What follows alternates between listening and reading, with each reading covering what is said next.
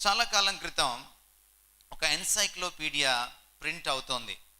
50 volumes, కొన్ని lakhs of pages తోటి 50 సంపుటాల encyclopedia. The whole encyclopedia is about the western world, పాశ్చాత్య దేశాల గురించింది. ద బుక్ సిరీస్ ఏంటంటే 50 సంపుటాల, ఒక్కొక్క పుస్తకం దాదాపుగా ఒక 4 ఇంచెస్ పైన ఉంటుంది మందం. 50 వాల్యూమ్స్. ఈ 50 వాల్యూమ్స్ ఎన్సైక్లోపీడియా పేరంటే the great books of western world. పాశ్చాత్య దేశాలకి సంబంధించిన సమాచారం అంతా అందులో పొందుపరిచారు. Science, history, archaeology or fashions, culture, whatever, ప్రపంచంలో ఏం జరిగింది, ఇన్వెన్షన్స్ ఏంటి, all the GK is there. Inauguration function జరుగుతుంది. ఎడిటర్ గారు కూడా పైన కూర్చున్నారు. And editor was a very eminent man. His name was Mortimer Adler. Mortimer Adler ఎవరంటే హార్వర్డ్ యూనివర్సిటీలో లాకి విజిటింగ్ ప్రొఫెసర్. ప్రపంచంలోనే చాలా ప్రెస్టీజియస్ యూనివర్సిటీస్లో ఆయన ఒక హార్వర్డ్ యూనివర్సిటీ, రాజీవ్ గాంధీ అక్కడే చదివాడు. సో అందులో ప్రొఫెసర్గా పనిచేసే ఆయన బీబీసీ జర్నలిస్ట్తో సహా ప్రపంచంలో ఉన్నటువంటి ఇంటర్నేషనల్ జర్నలిస్ట్ అంతా కూర్చున్నారు. చాలామంది విఐపీస్ వచ్చారు. ఫంక్షన్ జరుగుతుంది. పుస్తక ఆవిష్కరణ మహోత్సవం జరుగుతుంది. నా పుస్తక ఆవిష్కరణ అయిపోయిన తర్వాత క్వశ్చన్ అండ్ ఆన్సర్ స్టార్ట్ అయింది. విలేకరులు ప్రశ్నలు అడుగుతున్నారు. ఎడిటర్ గారు జవాబు చెప్తున్నారు. విలేకరులు ప్రశ్న అడిగారు, ఎందుకని మీ 50 వాల్యూమ్స్ పుస్తకాల్లో the great books of western వరల్డ్లో గాడ్ అనేటువంటి సబ్జెక్ట్కి ఎక్కువ స్పేస్ ఉంచారు? ఎందుకు ఎక్కువ స్పేస్ ఇచ్చారు మీరు? మిగిలిన ఏ సబ్జెక్ట్స్ కూడా అంత స్పేస్ లేదు. గాడ్ అనే సబ్జెక్ట్కి ఎందుకు మీరు ఎక్కువ స్పేస్ ఇచ్చారు? నా మార్టిమర్ యాడ్లర్ ఏమన్నాడంటే ఒకటే ఒక డైలాగ్ చెప్పాడు ఆయన. Because all consequences of life follows from that one point, God. ప్రపంచంలో జీవితంలో ఉన్న ప్రతి పర్యవసానం అక్కడి నుంచి ఆరంభం అవుతుంది. Either plus God or minus God. జీవితంలో మంచి పర్యవసానాలు లేక చెడు పర్యవసానాలు, ఆ కాన్సిక్వెన్సెస్ ఏవన్నా కావచ్చు, మన జీవితంలో సంభవించేవి ఏవన్నా కావచ్చు, all starts with God. That's why God is the most important subject.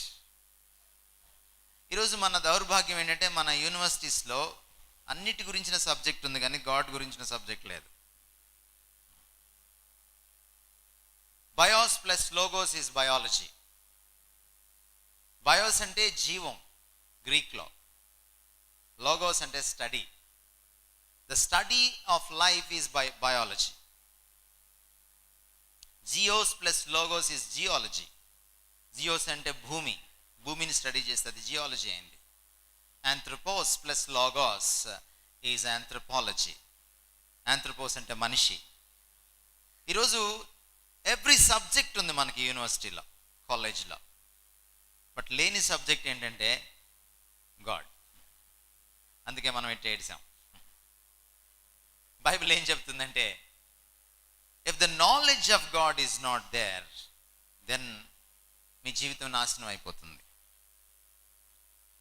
సామెతల గ్రంథం 28వ అధ్యాయం 19వ వచనంలో ఉన్న మాట ఏమిటంటే, దేవోక్తి లేని ఎడల జనులు కట్టు లేక తిరుగుదురు.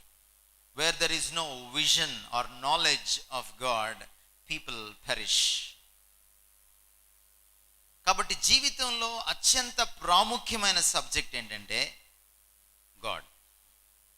అండ్ మన ఇండియాలో మనకు అత్యంత లీస్ట్ సబ్జెక్ట్ ఏంటంటే గాడ్. అందుకనే మనం ఇంకా వెనకబడే ఉన్నాం.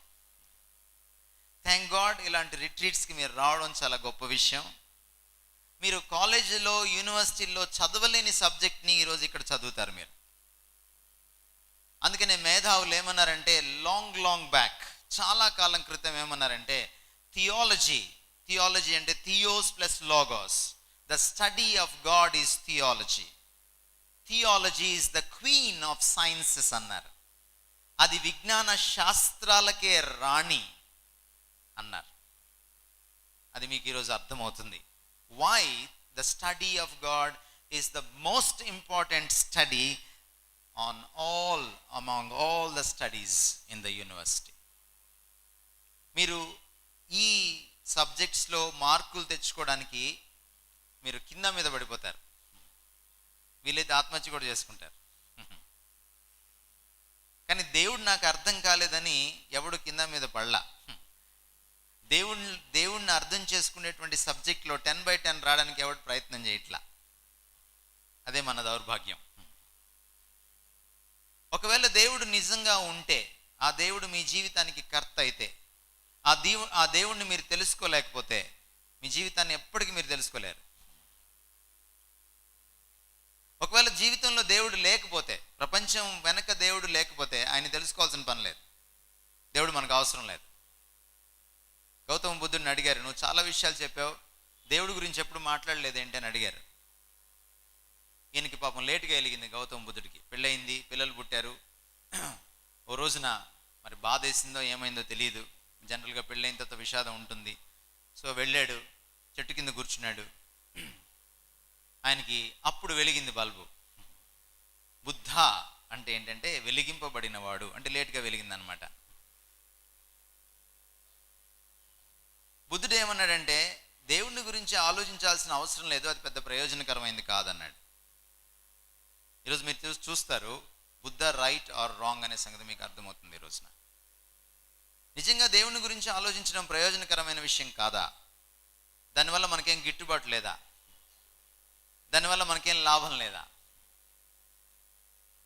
Is God such an unimportant subject? అంత అన్ఇంపార్టెంట్ సబ్జెక్టా అది? మనం ఈ రోజున చూడబోతున్నాం. దేవుని గురించి ఆలోచన చేయాలంటే మనం ముందు జనరల్గా ఆలోచన చేయాలి. స్టీఫెన్ హాకింగ్స్ ఎంతమందికి పరిచయం? ఎంతమందికి తెలుసు? చాలా తక్కువ మందికి తెలుసు. అంటే మీరు కనీసం ఈనాడు, సాక్షి కూడా చదవట్లేదు. మన బ్యాచ్ ఏంటంటే సీకే బ్యాచ్, జీకే బ్యాచ్ కాదు. అంటే మనకి సినిమా నాలెడ్జ్ ఎక్కువ, జనరల్ నాలెడ్జ్ తక్కువ, అందుకే ఉద్యోగాలు రావట్లేదు. మనము కాంపిటేటివ్ ఎగ్జామ్స్కి, బ్యాంక్స్కి, గ్రూప్స్కి అప్పుడు మనం జీకే పట్టుకుంటాం. అప్పుడు దాకా జీకే తెలియదు మనకి. రోజు పేపర్ చదివితే జీకే వస్తుంది, దానికి కోచింగ్కి వెళ్ళక్కర్లా, డబ్బులు వదిలించుకోక్కర్లా. రోజు పేపర్ చదవండి చాలు, ఉద్యోగాలు వస్తాయి. భాష వస్తుంది, ఇంగ్లీష్లో చదవండి, ఇంగ్లీష్ భాష వస్తుంది, జీకే కూడా వస్తుంది. మనం ఏం చేస్తామంటే చిన్నప్పటి నుంచి పేపర్ చదవం, డిగ్రీ అయిపోయిన తర్వాత, పీజీ అయిన తర్వాత అప్పుడు జీకే చెప్పించుకోవడానికి పెన్సిల్ పేపర్ పట్టుకొని మళ్ళీ కూర్చుంటాం, ఒకటో తరగతిలో కూర్చున్నట్టు. That is our problem. అందుకే మీకు స్టీఫెన్ హాకింగ్స్ తెలియదు. స్టీఫెన్ హాకింగ్స్ ఈరోజు ఇంకా బ్రతికే ఉన్నాడు. ప్రపంచంలో ఆల్బర్ట్ ఐన్స్టైన్ తర్వాత బహుశా అంత పెద్ద మేధావి అని పేరుగాంచినవాడు. స్టీఫెన్ హాకింగ్స్ గొప్పతనం ఏంటంటే ఆయన కాంప్లెక్స్ సైన్స్ సబ్జెక్ట్స్ని చాలా సింపుల్ భాషలో మామూలు వాళ్ళ కోసం పుస్తకాలు రాస్తున్నాడు. అయితే ఆయనకు రాయడానికి ఈ తల కింద మెడ భాగం నుంచి పాదాల దాకా బాడీ పనిచేయదు. ఆయనకి పుస్తకాలు రాయలేడు ఆయన. ఆయన కుడి చేతి చూపుడు వేలు ఒక 1 మిల్లీమీటర్ కదులుతుంది అంతే. అందుకని జాపనీస్ టెక్నాలజీ తోటి ఆయనకు ఒక వీల్ చైర్ తయారు చేశారు. ఆయన తన మనసులో ఉన్న విషయాల్ని తెలియచేస్తే అది పుస్తక రూపంలోకి తీసుకురావడానికి ఒక స్పీచ్ సింథసైజర్ని కనిపెట్టారు. ఆయన మాట్లాడలేడు, కానీ ఆ చూపుడు వేలుని ఆయన 1 మిల్లీమీటర్ అంటే సెంటీమీటర్లో 10వ భాగం కదపగలిగితే దాని కింద ఒక బటన్ పెట్టారు. ఆ బటన్ ద్వారా ఆయన తన మనసులో ఉన్నటువంటి ఆ అద్భుతమైన జ్ఞానాన్ని కంప్యూటర్కి చేరవేస్తాడు. జస్ట్ బటన్ని ప్రెస్ చేయడం వల్ల రకరకాలుగా కంప్యూటర్ ఆయన మనసులో ఉన్న భావాల్ని ఓ పుస్తక రూపంలోకి తీసుకొస్తుంది. ఆ తర్వాత దాన్ని ఎడిట్ చేసి బయటకు తీసుకొస్తున్నారు. ఈరోజు ప్రపంచంలో ఉన్నటువంటి అద్భుతమైన మేధావుల్లో స్టీఫెన్ హాకింగ్స్ ఒకడు. స్టీఫెన్ హాకింగ్స్ మొట్టమొదటి పుస్తకాన్ని కొన్ని సంవత్సరాల క్రితం రాశాడు. పామర్లకు, అంటే సైన్స్ పెద్దగా పరిచయం లేని సైంటిస్టులకి ముఖ్యంగా మీలాంటి యంగ్స్టర్స్ కోసం. ఆ పుస్తకం పేరు the brief history of time. ఆ పుస్తకంలో సబ్జెక్ట్ ఏంటంటే, ఈ ప్రపంచం వెనక దేవుడు లేడు అని నిరూపించడానికి స్టీఫెన్ హాకింగ్స్ ప్రయత్నం చేశాడు. చాలా పెద్ద సైంటిస్ట్. థియరిటికల్ ఫిజిక్స్లో ఆయన ఈరోజు కొట్టిన సైంటిస్ట్ లేడు. అంత గొప్ప సైంటిస్ట్. తన భార్య క్రిస్టియన్, ఆయనకి ఇంకా సేవ చేస్తూనే ఉంది, కానీ అతను ఇంకా క్రిస్టియన్ అవ్వలేదు, దేవుణ్ణి నమ్మలేదు. ఇటీవల కూడా ఆయన యూనివర్స్ మీద మళ్ళీ పుస్తకం రాశాడు, అందులో కూడా దేవుడు లేడని చెప్పాడు. బట్ ఈ స్టీఫెన్ హాకింగ్స్ ఒకసారి అన్న మాట ఏంటో మీకు నేను పరిచయం చేస్తాను. The whole history of science has been the gradual realization that events do not happen in an arbitrary manner, but that they reflect a certain underlying order which may or may not be divinely inspired. ఈ ప్రపంచాన్ని మనం చూసినప్పుడు ఒక క్రమం కనపడుతుంది.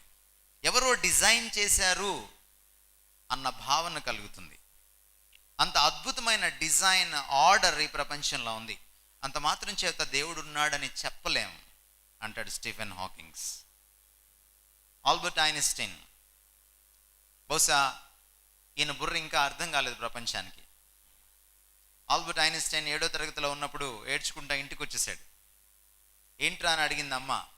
Teacher నన్ను ముద్దోడా అని ఊరికే కొడుతుంది, నీకు లెక్కలు రావట్లేదురా అంది. అమ్మ అంది, వెళ్ళక్కలేరా స్కూల్కి, నేను చెప్తాను లెక్కలు అంది. వాళ్ళ అమ్మ లెక్కలు చెప్తే వాడు హై స్కూల్ పాస్ అయ్యాడు. ఒక చిన్న ఉద్యోగం చేసుకుంటున్నాడు. ఆ సమయంలో ఖాళీగా ఉన్నప్పుడు ఆఫీస్లో ఆయనకి ఓ ఆలోచన వచ్చింది. ఆలోచన డెవలప్ అవడం మొదలుపెట్టింది. ప్రతిరోజు పేపర్ తీసుకొని రాయడం మొదలుపెట్టాడు. కొన్ని రోజులు అయిన తర్వాత E=mc² కనుక్కున్నాడు. ప్రపంచంలో సైన్స్ మారిపోయింది. ఆల్బర్ట్ ఐన్స్టైన్ బుర్రని స్టడీ చేద్దామని ఈ రోజుకి కూడా ఆ బ్రెయిన్ని ప్రిజర్వ్ చేసి మ్యూజియంలో స్టడీ చేస్తున్నారు. అంతుపట్టట్లేదు ఎందుకు ఆల్బర్ట్ ఐన్స్టైన్ ఇంత గొప్పవాడని. ఆల్బర్ట్ ఐన్స్టైన్ ఏమన్నాడో దేవుడి గురించి చూడండి. The deep emotional conviction of the presence of superior reasoning power which is revealed in the incomprehensible universe forms my idea of God. ఈ ప్రపంచాన్ని చూసినప్పుడు దీంట్లో అద్భుతమైనటువంటి రీజనింగ్ పవర్ ఉంది, ఒక లాజిక్ ఉందని నాకు అర్థమవుతుంది. దాని వెనక ఒక లాజిషియన్ లేకుండా, లాజిక్ తెలిసినవాడు లేకుండా, రీజనింగ్ ఉన్నవాడు లేకుండా, రీజనింగ్ పవర్ ఈ ప్రపంచంలోకి ఎలా వచ్చింది? ఇదే దేవుడి గురించిన ఆలోచన నాకు పుట్టించింది. This forms the idea of God. అందుకనే నేను దేవుణ్ణి నమ్ముతున్నాను అన్నాడు. మహాత్మా గాంధీ అర్థం కాకుండా మాట్లాడాడు దేవుడి గురించి. Each one prays to God according to his own light. ఎవరికి వారే యమునా తీరే అన్నట్టు సైంటిస్టులు ఎంత స్పష్టంగా మాట్లాడితే ఇగో భారతీయులు ఎలా మాట్లాడతారు. ఎవరికి తోచిన దేవుణ్ణి, ఎవరికి తోచిన వెలుగులో వాళ్ళు దేవుణ్ణి చూశారు. మన అభిప్రాయమే దేవుడు అన్నాడు ఆయన. ఫ్రెడరిక్ నీచే, అడాల్ఫ్ హిట్లర్, ప్రపంచాన్ని గడగడలాడించిన నియంత గురువు, ఈయనకు ఏకలవ్య శిష్యుడు. ఆయన ఇంకొంచెం ముందుకెళ్ళి అన్నాడు, అబ్బే దేవుడు లేడని నేను ఉన్నాడని నేను అన్నాను, కానీ ఉన్నాడేమో ఒకప్పుడు, కానీ ఇప్పుడు చచ్చాడు అని అన్నాడు. దీన్ని పట్టుకున్నాడు అడాల్ఫ్ హిట్లర్.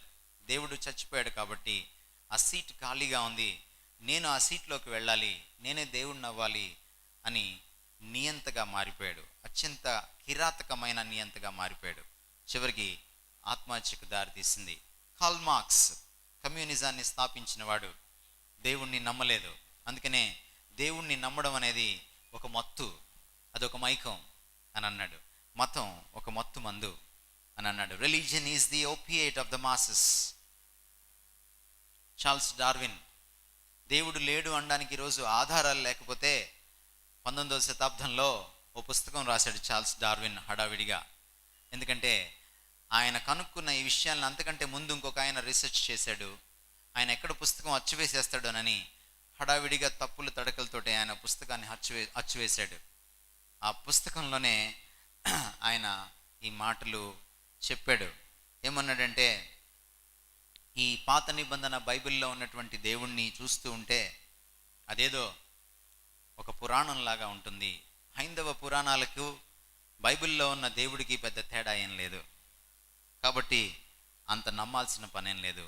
అది చరిత్ర కాదు అని అన్నాడు. సిగ్మండ్ ఫ్రాయిడ్, మనోవిజ్ఞాన శాస్త్రం, సైకాలజీని స్థాపించినటువంటి సిగ్మండ్ ఫ్రాయిడ్ కూడా దేవుణ్ణి ఒప్పుకోలేదు. దేవుడు లేడు, దయ్యం లేదు, కాకపోతే మనం ఊహించుకున్నాం అలాగా. చిన్నప్పుడు నాన్నగారు పెద్దోళ్ళుగా ఉంటారు, మనం పెద్ద అయిన తర్వాత ఆ నాన్నగారు చాలా చిన్నగా కనపడతారు, అందుకనే మనకు పెద్ద నాన్నగారు కావాలి, అందుకనే ఆకాశంలో ఓ పెద్ద నాన్నని పెట్టేసుకున్నాం, ఆయనే దేవుడు, అంతే తప్ప ఊహే తప్ప దేవుడు లేడు అని అన్నాడు. మరి వీళ్ళ వాదనలో నిలబడతాయా? దేవుడు లేడని ఆరంభిద్దాం మనం ఈ రోజున. ఉన్నాడో లేదో తెలుసుకుందాం. దేవుడు లేడు అన్న స్టేట్మెంట్, దేవుడు ఉన్నాడు అన్న ఆపోజిట్ స్టేట్మెంట్, ఈ రెండు స్టేట్మెంట్స్లో ఏది ఇవ్వడం సులభం?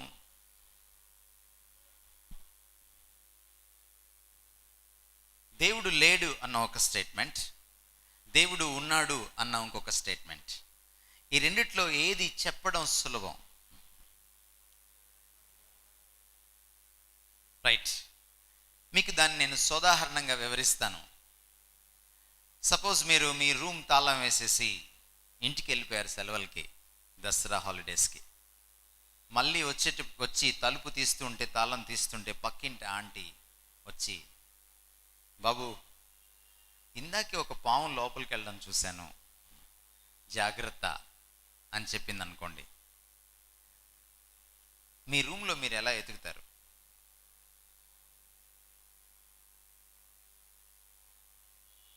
మీ రూమ్లో కనీసం ఒక 2 గదిలో 3 గదిలో ఉన్నాయి అనుకోండి. వంటింట్లో సామాన్ ఉంది, బెడ్రూమ్లో మంచం ఉంది, మీ బ్యాగ్స్ ఉన్నాయి, సూట్ కేసులు ఉన్నాయి, మీ పుస్తకాలు ఉన్నాయి, మీ రైటింగ్ ప్యాడ్ ఉంది, మీ చైర్ ఉంది. ఇంజనీరింగ్ స్టూడెంట్స్ అయితే మీ డ్రాఫ్టర్ ఉంది, డ్రాఫ్టర్కి కూడా ఒక సంచి ఉంటుంది, అది కూడా మీరు వదిలిపెట్టరు, అందులో దూరిందేమో అని చూస్తారు. am I right? ఆ రాత్రి మీరు ఎలా ప్రశాంతంగా పడుకుంటారు? ఇంట్లో సామానంతా బయటేసి, ఎక్కడ పాము లేదని తెలుసుకున్న తర్వాత, నిర్ధారించుకున్న తర్వాతనే పడుకుంటారు మీరు. Yes or no? ఏదైనా ఒక చిన్న ప్లేస్ని వెతకకుండా వదిలేస్తారా? వదలరు.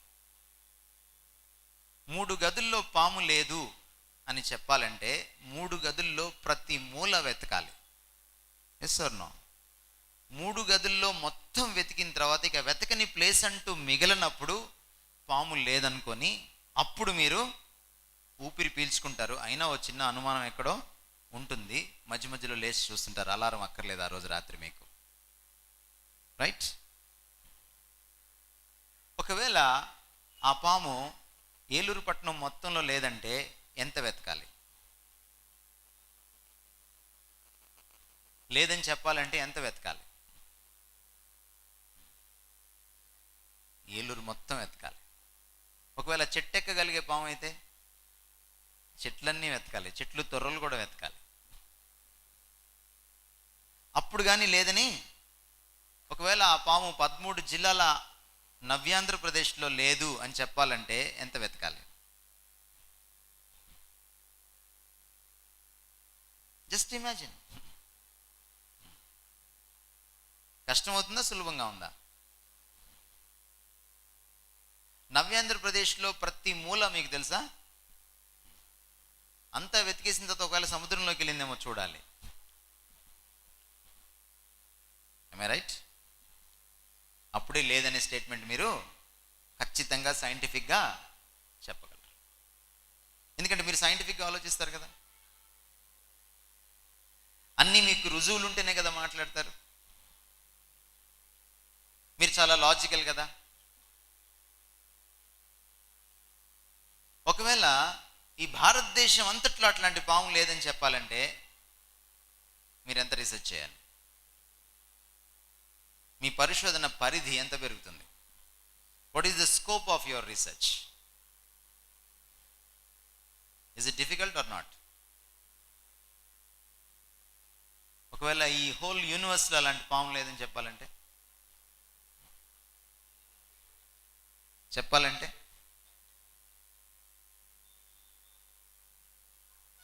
యూనివర్స్లో ఉన్న ప్రతి గ్రహాన్ని, ప్రతి స్టార్ని వెతకాలి.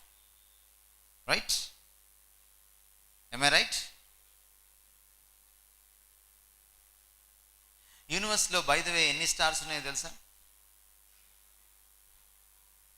ఎన్ని స్టార్స్ ఉన్నాయో కూడా తెలియకుండా అన్ని స్టార్స్ని ఎలా వెతుకుతావు? అట్లీస్ట్ మనకు తెలిసి 10⁻25 into 10⁻25 స్టార్స్ ఉన్నాయి. ఒకటి పక్కన ఒక సున్నా పెడితే 10, 2 సున్నాలు పెడితే 100, 3 సున్నాలు పెడితే 1000, 4 సున్నాలు పెడితే 10,000. అవునా? 5 సున్నాలు పెడితే 1,00,000, 7 సున్నాలు పెడితే 1,00,000.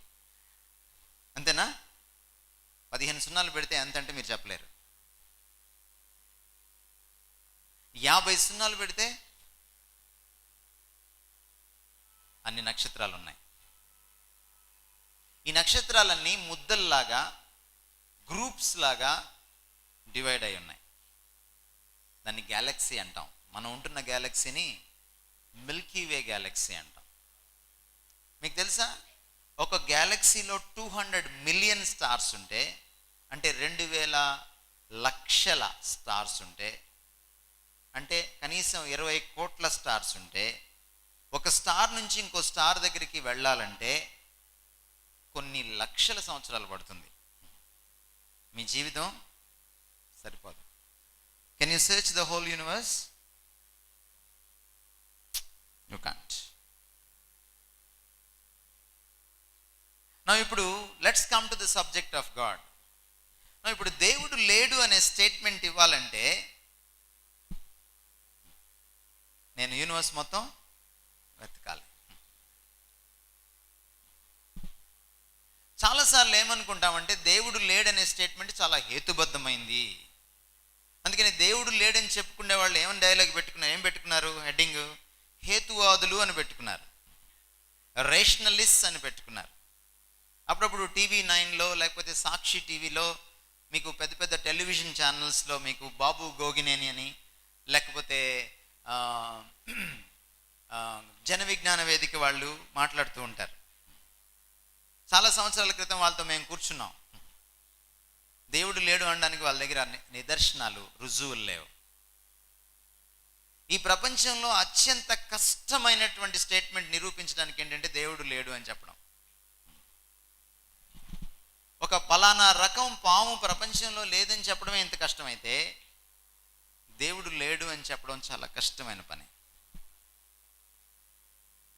అందుకని వాళ్ళు హేతువాదులు కాదు, రాష్ట్ర హేతువాద సంఘం. అప్పటికి ఇంకా తెలంగాణ, ఆంధ్ర విడిపోలేదు. రాష్ట్ర హేతువాద సంఘం అధ్యక్షుడిని ఒక డిబేట్లో కూర్చున్నప్పుడు విజయవాడ బ్రాహ్మణ వీధిలో 2005 డిసెంబర్లో నేను ఒక ప్రశ్న అడిగాను. ఆయన బైబిల్ మీద చాలా పుస్తకాలు రాశారట, 5 పుస్తకాలు, విమర్శన గ్రంథాలు. సరే, ఆయన ఏదో 4 ప్రశ్నలు అడిగిన తర్వాత జవాబులు చెప్పిన తర్వాత సమయం అయిపోతుంది సార్, మిమ్మల్ని ఒక ప్రశ్న అడుగుతాను అన్నాను నేను. మీరు దేవుడు లేడంటారు కదా, హేతువాదులు కదా, మీరు హేతువునే నమ్ముకొని బ్రతుకుతున్నారు కదా, మీకు లాజిక్ చాలా ఎక్కువ కదా, ఒక ప్రశ్నకు సమాధానం చెప్పండి. హేతు అంటే ఏంటి సార్ అని అడిగాను నేను. ఆయన 2 నిమిషాలు అయింది, 3 నిమిషాలు అయింది, ఆయన దగ్గర నుంచి సమాధానం లేదు. ఆయన రాష్ట్ర హేతువాద సంఘం అధ్యక్షుడు, గోదావరి బెల్ట్ నుంచే వచ్చాడు. సరే సార్, నేను 2వ ప్రశ్న అడుగుతాను, హేతువు పదార్థమా పదార్థం కాదా అని అడిగాను. పదార్థమే అన్నాడు ఆయన.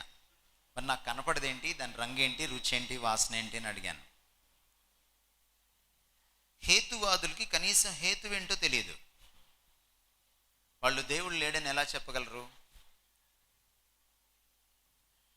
చాలాసార్లు మనం ఏమనుకుంటామంటే దేవుడు లేడని అనుకోవడము చాలా లాజికల్ అని అనుకుంటాం.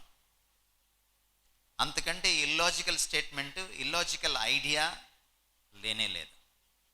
అందుకనే 3000 సంవత్సరాల క్రితం బైబిల్లో దావీదు ఈ మాట అన్నాడు, దేవుడు లేడని ఓ లాజిక్ లేనోడు అనుకుంటాడు అన్నాడు, బుద్ధిహీనుడు తన హృదయంలో అనుకుంటాడు అన్నాడు. ఓ పల్లెటూరోడు ఎండాకాలం పక్కూరికి వెళ్ళి పనిచేసి మధ్యలో ఇంటికి వెళ్తున్నాడట. ఎండ బాగుంది పైన, ఓ చెట్టు కింద తుండుగుడ్డ వేసుకొని తువ్వాలు వేసుకొని పడుకున్నాడు. అలా పడుకొని పైకి చూడంగానే చెట్టు చాలా పెద్దది, పొడుగ్గా ఉంది చెట్టు. పైన చూస్తే అది ఒక్కల చెట్టు. ఒక్కలు తెలుసు కదా, ఈ చెట్టు లాగా ఉంటుంది, కానీ తాటి చెట్టు అంత పొడుగు ఉంటుంది. నా కాసేపటికి ఇట్లా పక్కకు చూసేటప్పటికి దూరంగా ఓ పుచ్చకాయల తోట కనపడింది, పెద్ద పెద్ద పుచ్చకాయలు, తీగలు. అనుకున్నాడంట, దేవుడికి బుద్ధి లేదురా అనుకున్నాడంట. అంత పెద్ద చెట్టు ఏంటి, అంత చిన్న వక్క ఏంటి, ఇంత పెద్ద కాయ ఏంటి, అంత చిన్న తీగ ఏంటి, నేనైతేనా పెద్ద చెట్టుకు పెద్ద కాయలు, చిన్న చెట్టుకి చిన్న కాయలు పెట్టేవాడిని అనుకున్నాడంట. ఇలా ఆలోచిస్తుండగానే పైనుంచి ఒక వక్క తెగి వాడి నెత్తిన పడిందంట, ఒక వక్క. అప్పుడు వెలిగిందంట వాడికి, ఒకవేళ వక్క కిందుండి పుచ్చకాయ పైన ఉంటే ఎలా ఉండేదో. చాలాసార్లు తాతకి దగ్గులు నేర్పిద్దాం అనుకుంటాం. మనం అనుకుంటాం దేవుడు లేడనుకోవడం చాలా గొప్ప తెలివితేటలు అనుకుంటాం మనం. అందుకని రోమాపత్రిక 1వ అధ్యాయంలో వ్రాయబడిన మరొక మాట ఏంటంటే, దేవుణ్ణి తృణీకరించి దేవునిగా మహిమపరచకుండా, దేవునికి కృతజ్ఞతాస్తులు చెల్లించకుండా, ఆయన్ని వర్షిప్ చేయకుండా వాళ్ళు అనుకున్నారంట మేము చాలా గొప్పోళ్ళం అయిపోయాం, చాలా తెలివిగల్లోళ్ళం అనుకున్నారంట. కానీ వాళ్ళు అవివేకులయ్యారట. The most unwise and the foolish thought in the world is this, to think that there is no God.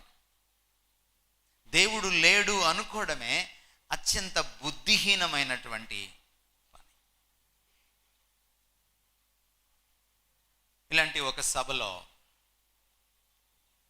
ఒక కుర్రాడు లేచి దేవుడి గురించినటువంటి చర్చ జరుగుతూ ఉంటే, ఓ ముసలాయన అప్పుడే దేవుడి గురించి చెప్పి కూర్చుంటే కుర్రాడు లెగిచి నీకు బుద్ధి లేదన్నాడట పెద్ద ఆయన్ని.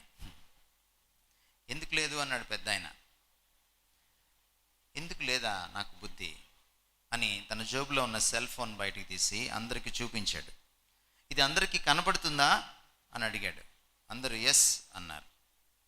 దేవుడు నాకు కనపడట్లేదు కాబట్టి దేవుడు లేడు అని కూర్చున్నాడు. పెద్ద ఆయన మళ్ళీ లేచాడు. లేచి నీకు ఇప్పుడు నిజంగా బుద్ధి లేదని నాకు అర్థమైంది అన్నాడు. ఏమిటది, అదెట్లాగా అన్నాడు కుర్రాడు. అప్పుడు పెద్ద ఆయన అన్నాడంట, సెల్ ఫోన్ కనపడుతుందా అని అడిగావు, సెల్ ఫోన్ ఉందని అందరు నమ్మారు, దేవుడు కనపడట్లేదు కాబట్టి దేవుడు లేడన్నావు, నీ బుద్ధి కూడా నాకు కనపడట్లేదు కాబట్టి నీకు బుద్ధి లేదన్నాడండి ఆయన. నా రియాలిటీ గురించి మనం కొంత తెలుసుకోవాలి. దేవుడి గురించి తెలుసుకోవాలన్నప్పుడు రియాలిటీలో రకరకాల రియాలిటీస్ ఉంటాయి. వాస్తవం, రియాలిటీ అంటే వాస్తవం అంటే ఉనికిలో ఉన్నదాన్ని వాస్తవం అంటాం, లేనిదాన్ని అవాస్తవం అంటాం. చాలాసార్లు మనం ఏమనుకుంటామంటే ఒక భ్రమలో మనం ఉంటాం. ఏంటంటే కంటికి కనిపించేదే రియాలిటీ అని మనం అనుకుంటాం. అదొక పెద్ద భ్రమ. సీన్ రియాలిటీ ఉంది, అన్సీన్ రియాలిటీ కూడా ఉంది. యాటమ్ని ఎవరైనా ఎప్పుడైనా చూసారా? కానీ యాటమ్ బాంబ్ ఎఫెక్ట్ని చూసాము, హిరోషిమా, నాగసాకి. ఎందుకు యాటమ్ని చూడలేకపోతున్నాం? అంత మాత్రం చేత యాటమ్ వాస్తవం కాదా? యాటమ్స్, ఎలక్ట్రానిక్స్ అనే లేకపోతే ఈరోజు ల్యాప్టాపే ఉండేది కాదు, సెల్ ఫోనే ఉండేది కాదు, ఎలక్ట్రానిక్సే ఉండేవి కాదు.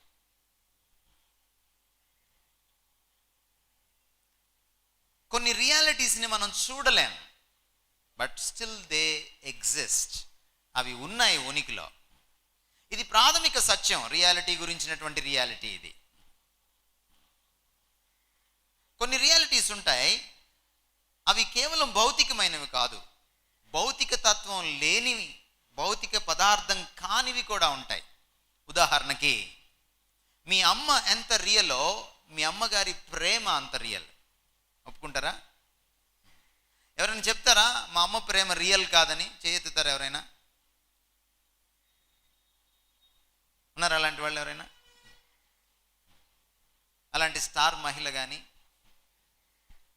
అలాంటి మగధీర కానీ ఇక్కడ ఎవరైనా ఉన్నారా? నో. నువ్వు చెయ్యెత్తలేనంత రియాలిటీ మీ మమ్మీ లవ్. కానీ నేను నిన్ను అడిగాను అనుకోండి సైంటిఫిక్గా, మీ మమ్మీ లవ్ కలర్ ఏంటని, కెన్ యూ టెల్ మీ? పోనీ మీ మమ్మీ లవ్ వెయిట్ ఎంత, ఎన్ని కేజీలు అని అడిగితే చెప్పగలరా? No, you can't. ఎందుకు చెప్పలేరు? అది పదార్థానికి సంబంధించింది కాదు. పదార్థానికి కొన్ని ప్రాపర్టీస్ ఉంటాయి. ఆ ప్రాపర్టీస్ని మనం పంచేంద్రియాల ద్వారా అనుభవిస్తాం, తెలుసుకుంటాం, 5 సెన్సెస్ ద్వారా. కానీ కొన్నిటిని 5 సెన్సెస్ ద్వారా తెలుసుకోలేం. మీ మమ్మీ లవ్ కూడా అలాంటిదే. Suppose if God is a reality of physics, మనం ఫిజికల్గా దేవుణ్ణి తెలుసుకోవచ్చు, తాకి చూడొచ్చు, కళ్ళతో చూడొచ్చు, ఆయన రంగు ఏంటో తెలుసుకోవచ్చు, ఆయన షేప్ ఏంటో తెలుసుకోవచ్చు, హైట్ ఏంటో వెయిట్ ఏంటో కూడా తెలుసుకోవచ్చు. సపోజ్ దేవుడు అన్సీన్ రియాలిటీ అయితే ఎఫెక్ట్స్ మాత్రమే తెలుసుకోగలం. కాబట్టి దేవుణ్ణి నాకు చూపించు అప్పుడే నేను నమ్ముతానని అనడానికి వీలు లేదు. యాటమ్ కనపట్లేదు కాబట్టి యాటమ్ బాంబు పేలినప్పుడు అక్కడే ఉంటాను, చూసిగా నమ్మనంటే నువ్వు ఉండవు తెలుసుకోవడానికి. కొన్ని అనుభవించి తెలుసుకోలేం, కొన్ని అర్థం చేసుకొని తెలుసుకోవాలి. సైనైడ్ ఎలా ఉంటుందో తెలుసుకోవాలని చాలామంది ప్రయత్నం చేశారు. ఒక్క స్ట్రోక్ కూడా పేపర్ మీద రాయలేకపోయారు చచ్చిపోకముందు. సైనైడ్ లేదా? అలాగనే సైనైడ్ విషయం కాదా? అన్నీ అనుభవించి తెలుసుకోలేవు, అర్థం చేసుకోవడానికి ప్రయత్నిస్తే తెలుసుకుంటావు. ఈరోజు దేవుణ్ణి కూడా ఇక్కడ నేను ఒక అద్భుతాలు చేసి కుంటోళ్ళని లేపట్లా, గుడ్డోళ్ళ కళ్ళు తెరవట్లా, కానీ మీ గుడితనాన్ని మాత్రం ఈరోజు తెరుస్తా. Think about God. ఈరోజు జనరేషన్తో సమస్య ఏంటంటే ఫీలింగ్ ఎక్కువ, థింకింగ్ తక్కువ. అందుకనే ఫీల్ మై లవ్ అన్నారు కానీ థింక్ మై లవ్ అనలేదు. నువ్వు ఫీల్ అయ్యి చివరికి ఆ ఫీలింగ్ ఫ్యాక్ట్ కాదని తెలుసుకుంటేడికి మోసపోతావు.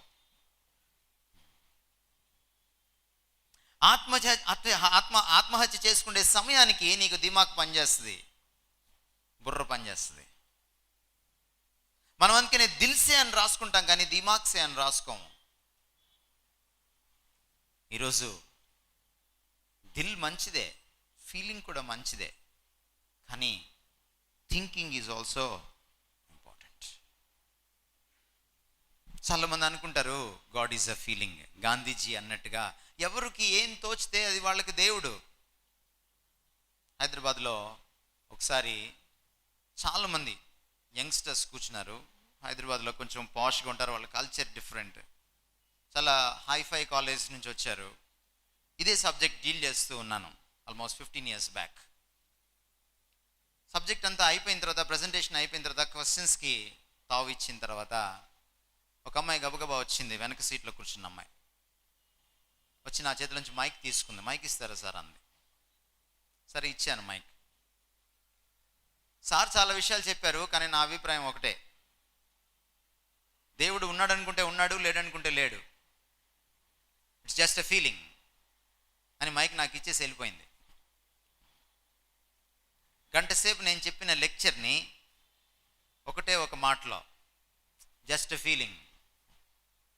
అమ్మాయి ఇంకా కూర్చోలేదు, ఎందుకంటే వెనక సీట్లో కూర్చోవాలి. ఆమె ఇంకా నడుస్తూనే ఉంది. నేను మైక్లో ఇలా అన్నాను, can I ask you a question అన్నాను. అమ్మాయి వెనక్కి తిరిగి చూసింది. అడగండి అంది. మీరేం అనుకోకూడదు అన్నాను. అనుకుని అడగండి అంది. మీరు అమ్మాయా అబ్బాయా అని అడిగాను నేను. అదేంటి అలా అడుగుతున్నారు అంది. చెప్పండి అన్నాను. కోర్స్ నేను అమ్మాయినంది. కాదు మీరు అబ్బాయి అని నా ఫీలింగ్ అన్నాను.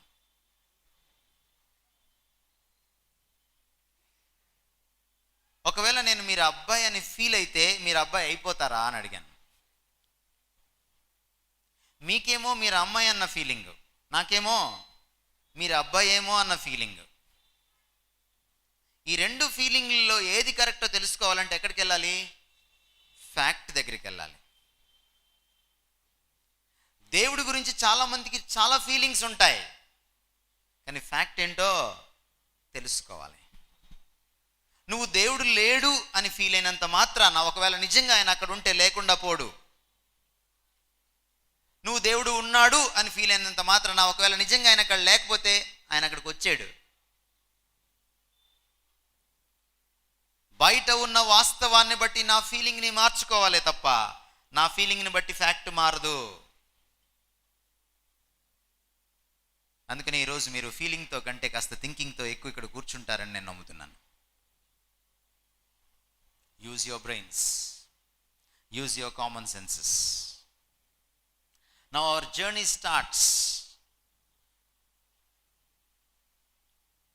యూనివర్స్ని మొత్తం వెతికితే కానీ దేవుడు లేడనే స్టేట్మెంట్ ఇవ్వలేను. నాసా వాళ్ళు ఏమంటున్నారో చూడండి. ఈరోజు ప్రపంచాన్ని మేము స్టడీ చేసింది కేవలం 1% అంటున్నారు.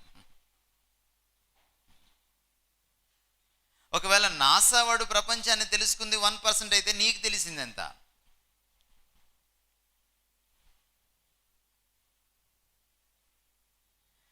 ప్రపంచం అంతా నువ్వెప్పటికి తెలుసుకోవాలి, దేవుడిని ఎప్పటికి తెలుసుకోవాలి? ఈలోపు పోతావు, అప్పుడు తప్పకుండా తెలుసుకుంటావు, అప్పటికే కొంపలు అంటుకుపోతాయి.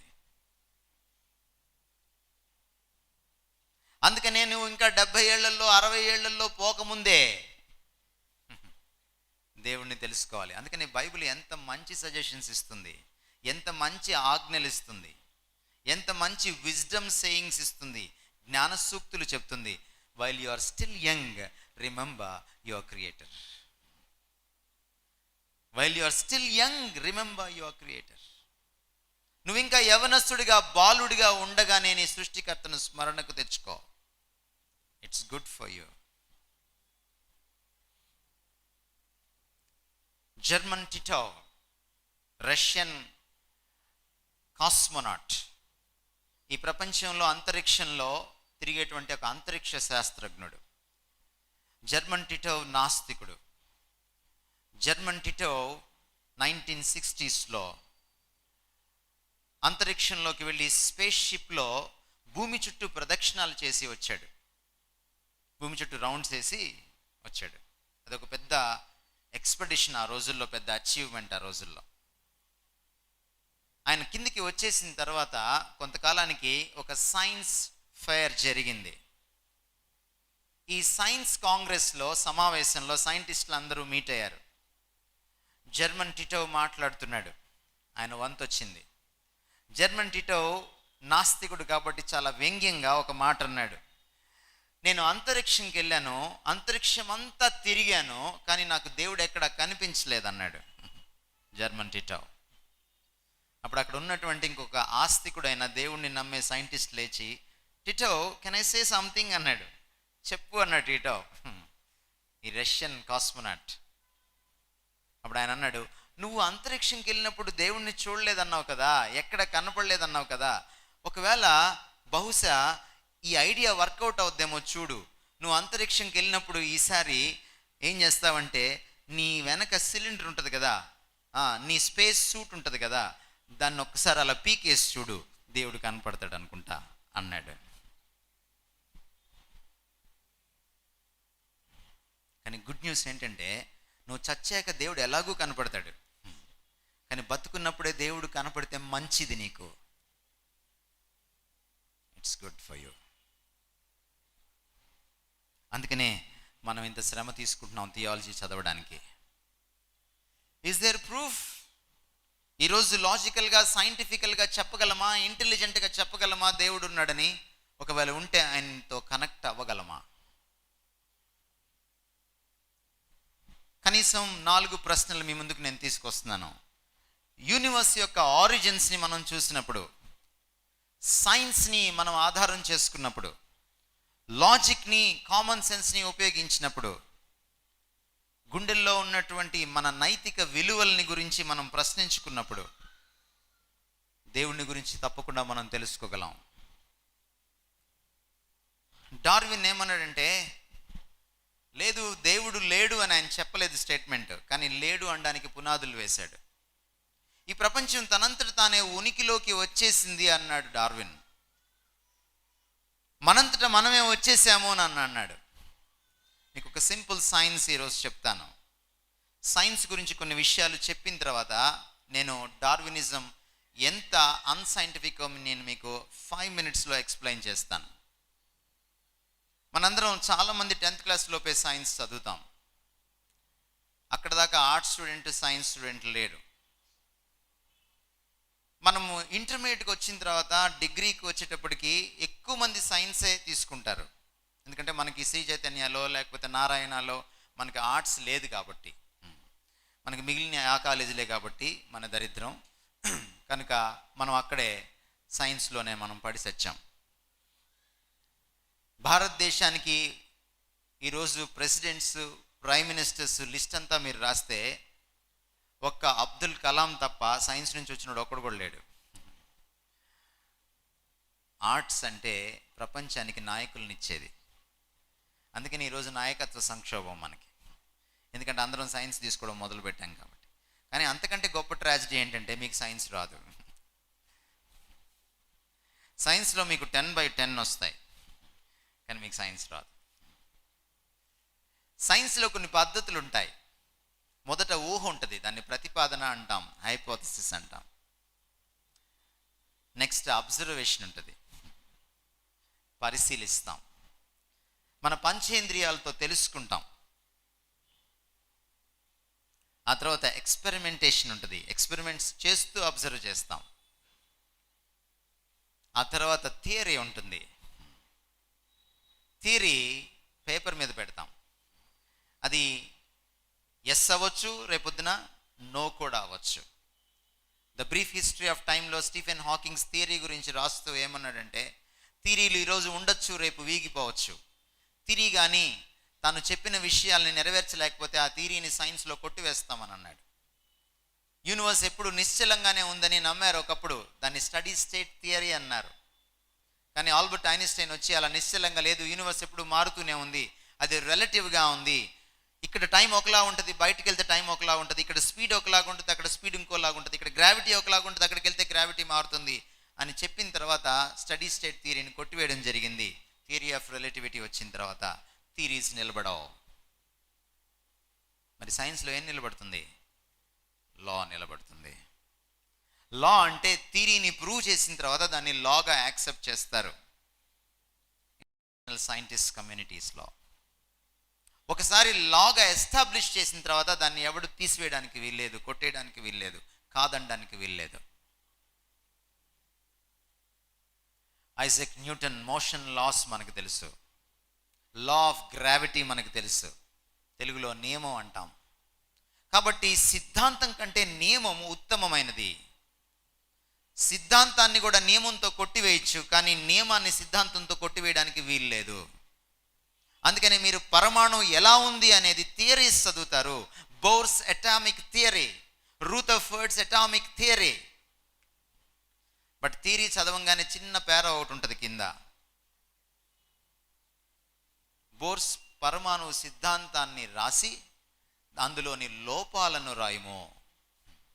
8 మార్కులకు వస్తుంది. ఎందుకు థియరీలో లోపాలున్నాయి? బోర్ ఎలక్ట్రాన్ న్యూక్లియస్ చుట్టూ గుండ్రంగా తిరుగుతుందని చెప్తే రూథర్ఫర్డ్ కాదని అందులో ఉన్న లోపాలను ఎత్తి చూపించాడు. రూథర్ఫర్డ్ ఏమన్నాడంటే కోడిగుడ్డాకారంలో ఎలిప్టికల్ ఆర్బిట్లో తిరుగుతుంది అని ఆయన ఒక కొత్త థియరీ తీసుకొస్తే అందులో మళ్ళీ బోర్ లోపాలు ఎత్తి చూపించాడు. కాబట్టి ఇద్దరు థియరీలు రాసుకొని ఇద్దరు లోపాలు చదువుకుంటాం మనం. సైన్స్ లోపభూయిష్టమైంది, కానీ మనం అదే ప్రమాణంగా తీసుకుంటాం. బట్ సైన్స్లో ఎస్టాబ్లిష్ అయినటువంటి దాన్ని లా అన్నాం. నా ఇక్కడ ఉన్న పదజాలాన్ని జాగ్రత్తగా గమనించండి. డార్విన్ చెప్పినటువంటి థియరీని, అంటే ఎవల్యూషన్ ద్వారా మనం వచ్చాము, జీవ పరిణామం ద్వారా వచ్చామన్న దాన్ని ఈ రోజుకి కూడా థియరీ ఆఫ్ ఎవల్యూషన్ అంటాం తప్ప లా ఆఫ్ ఎవల్యూషన్ అన్నము. జీవ పరిణామ సిద్ధాంతం అంటాం తప్ప నియమం అన్నము. ఆ ఒక్క స్టేట్మెంట్, ఆ ఒక్క టైటిల్ చాలు అది ఇంకా నిరూపించబడలేదు అని చెప్పడానికి. This my point number 1. Point number 2, there is a law. థర్మోడైనమిక్స్లో కొన్ని లాస్ ఉన్నాయి. మెకానికల్ ఇంజనీరింగ్ చేసిన వాళ్ళకి, లేకపోతే పాలిటెక్నిక్, ఆటోమొబైల్స్ అండ్ మెకానికల్స్ చదివిన వాళ్ళకి అర్థమవుతుంది. ఫిజిక్స్ బిఎస్సి చదివిన వాళ్ళకి అర్థమవుతుంది. Laws of thermodynamics. థర్మోస్ అంటే హీట్, అంటే ఎనర్జీ. హీట్ మార్పులు చెందుతూ ఉంటే దాన్ని డైనామిక్స్ అంటాము. సో ఎనర్జీ ఏ విధంగా మార్పులు చెందుతుందో దాన్ని స్టడీ చేసేటువంటి శాస్త్రాన్ని ఉష్ణగతిక శాస్త్రం అన్నాం, థర్మోడైనమిక్స్. నా థర్మోడైనమిక్స్లో నిరూపితమైనటువంటి లా ఏంటంటే ఎనర్జీ రోజు రోజుకి తరిగిపోతుంది తప్ప పెరగట్లేదు. అందుకని హీట్ ఎప్పుడు కూడా లోయర్ లెవెల్ నుంచి హైయర్ లెవెల్కి వెళ్ళదు, హయ్యర్ లెవెల్ నుంచి లోయర్ లెవెల్కి వస్తుంది. దాన్ని లా ఆఫ్ ఎంట్రోపీ అన్నారు టెక్నికల్గా. నా డార్విన్ గారు ఏం చెప్పారంటే ఏకకణం బహుకణం అయింది అని చెప్పారు. ఆ విధంగా పక్షులు, సరీసృపాలు, క్షీరదాలు, కోతులు, చింపాంజీలు, మనిషి వచ్చాడని చెప్పాడు. చాలా సింపుల్ లాజిక్, కామన్ సెన్స్ ఏంటంటే ఏకకణం బహుకణం అవ్వాలంటే ఎక్స్ట్రా ఎనర్జీ కావాలి. Yes or no? బయట నుంచి ఎక్స్ట్రా ఎనర్జీ రాదు. ఫస్ట్ లా ఆఫ్ థర్మోడైనమిక్స్ ఏం చెప్తుందంటే the total sum of energy available in the universe is constant.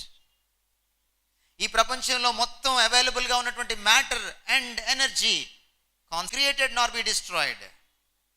కొత్తగా మ్యాటర్ని సృష్టించను లేవు, అలాగని ఉన్న మ్యాటర్ని నాశనం చేయను లేవు. మరి ఎక్స్ట్రా ఎనర్జీ ఎక్కడి నుంచి వచ్చింది? డార్విన్ జవాబు చెప్పలేకపోయాడు. డార్విన్స్ థియరీ ఆఫ్ ఎవల్యూషన్ యొక్క ప్రాసెస్, ప్రక్రియ లాస్ ఆఫ్ థర్మోడైనమిక్స్ సంబంధించిన ప్రక్రియకు అభిముఖంగా, ఇన్వర్స్గా, ఆపోజిట్గా ప్రయాణం చేస్తుంది. కాబట్టి దిస్ ఈజ్ ఇంపాసిబుల్. బయట నుంచి మరొకడు ఎనర్జీ ఇస్తే తప్ప, సృష్టికర్త ఉంటే తప్ప అది సాధ్యం కాదు. It's not possible. కాబట్టి డార్విన్స్ థియరీ సైంటిఫికల్గా నిలబడదు ఈ రోజున.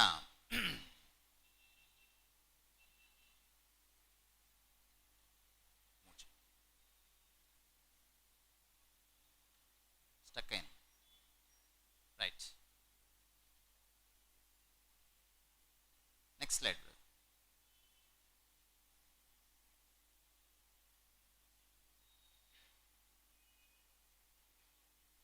నెక్స్ట్ యా,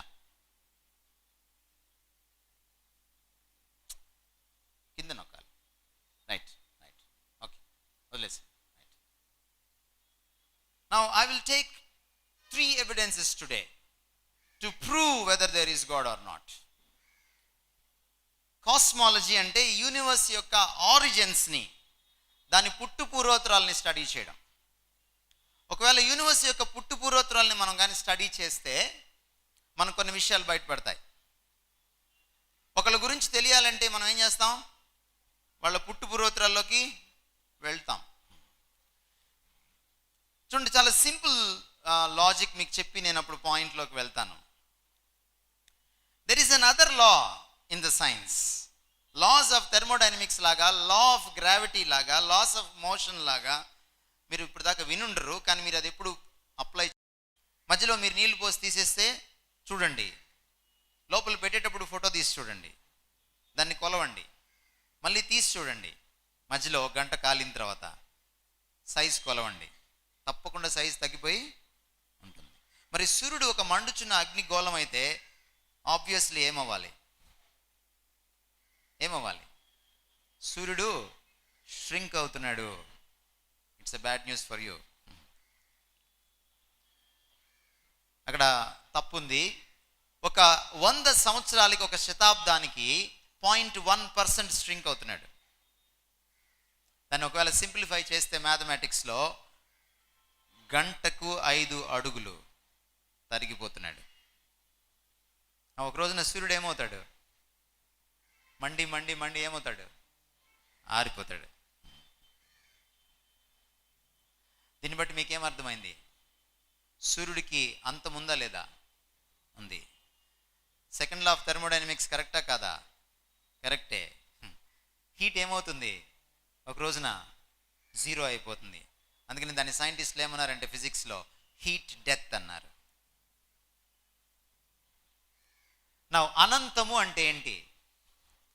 అంతము లేనిది. అన్ ప్లస్ అంతము అనంతము, ఇన్ఫైనైట్ అంటాం ఇంగ్లీష్లో. ఇప్పుడు ఇది తమ్ముడు కదిలించుకమ్మా. నా ఇది అనంతమైనది అని అనడానికి వీల్లేదు ఈ రోజున. ఎందుకంటే సూర్యుడు అంతరించబోతున్నాడు ఒక రోజున. సూర్యుడికి అంతం ఉంది అంటే దానికి మొదలు కూడా ఉంది. అంటే అది ఫైనైట్. ఫైనైట్ అయిన ప్రతి వస్తువు వెనక ఏముంటుందండి? కారకము. I'll give you a second evidence. Moon గురించి మనం ఎక్కువ స్టడీ చేయలే. పక్క దేశం వాడు స్టడీ చేసిన తర్వాత అప్పుడు ఆదరాబాదరగా స్టడీ చేయడం మొదలు పెట్టాం మనం. ఎందుకంటే మూన్ను చూసి మనం ఏమనుకున్నామంటే మన మామ అనుకున్నాం, చందమామ అని పిలిచాం మనం. ఇంకా మనం ఎంత గొప్పవాళ్ళం అంటే మూన్ను చూసి మనం అక్కడికి వెళ్ళాలని అనుకోలే. ఎందుకంటే మూన్ దేవుడు కాబట్టి వెళ్తే చంపేస్తాడేమో అని మనం భయపడి ఏం చేసామంటే ఇక్కడ కూర్చొని చందమామ రావే, జాబిల్ రాలే, వస్తా గోగుపూలు కొడుతు కోసుకొని రావే అని మనం పాటలు రాసుకున్నాం. ఈలోపు పక్కనోడు ఏమైపోయాడు? మూన్ మీదకి వెళ్ళిపోయాడు. నిజమైన దేవుడిని పూజించకపోతే ఇదే సమస్య. నా ఈ మూన్ గురించి మనం స్టడీ చేస్తే ఫస్ట్ టైం మూన్ మీదకి నీల్ ఆర్మ్స్ట్రాంగ్ టీంని పంపించారు. మీరు టెలివిజన్స్లో చూసి ఉంటారు, ఇంటర్నెట్లో చూసుంటారు, యూట్యూబ్లో వీడియోస్లో చూసి ఉంటారు. ఓ పెద్ద స్పేస్ అంటే షిప్, వ్యోమ నౌక. ఆ అంతరిక్ష నౌకలో 4 పెద్ద కాళ్ళు, దాదాపు ఈ బిల్డింగ్ రూఫ్ అంతా హైట్ ఉన్న కాళ్ళు. ఎందుకు అంత పెద్ద కాళ్ళు పెట్టారు వాళ్ళు? సెకండ్ టైం మళ్ళీ వెళ్ళినప్పుడు అలాంటి నౌకలో వెళ్ళలేదు వాళ్ళు, జీప్ కూడా నడిపారు అక్కడ.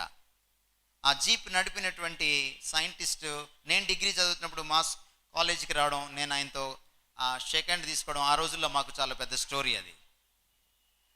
ఎందుకు ఇంత పెద్ద కాళ్ళు పెట్టారు? నాసా సైంటిస్టులు ఏమనుకున్నారంటే యూనివర్స్ ఇన్ఫైనైట్ కదా, యూనివర్స్కి మొదలు లేదు కదా, అంతం లేదు కదా, ఈ యూనివర్స్లో డస్ట్ చాలా పేరుకుపోయి ఉంటుంది. మనము ఒకవేళ 2-3 రోజులకి ఊరు వెళ్తే కొంచెం డస్ట్ ఉంటుంది మన ఇంట్లో, వచ్చి తుడుచుకుంటాం మనం. దసరా సెలవులకి ఊరు వెళ్తే 10 రోజులు డస్ట్ ఉంటుంది కదా. అదే సమ్మర్ హాలిడేస్కి వెళ్తే 4 రోజులు డస్ట్ ఉంటుంది. వెళ్ళే కొద్దీ, రోజులు గడిచే కొద్దీ డస్ట్ పెరుగుతూ ఉంటుంది. మూన్ పైన డస్ట్ ఎంత ఉంటుంది అని అంచనా వేశారు.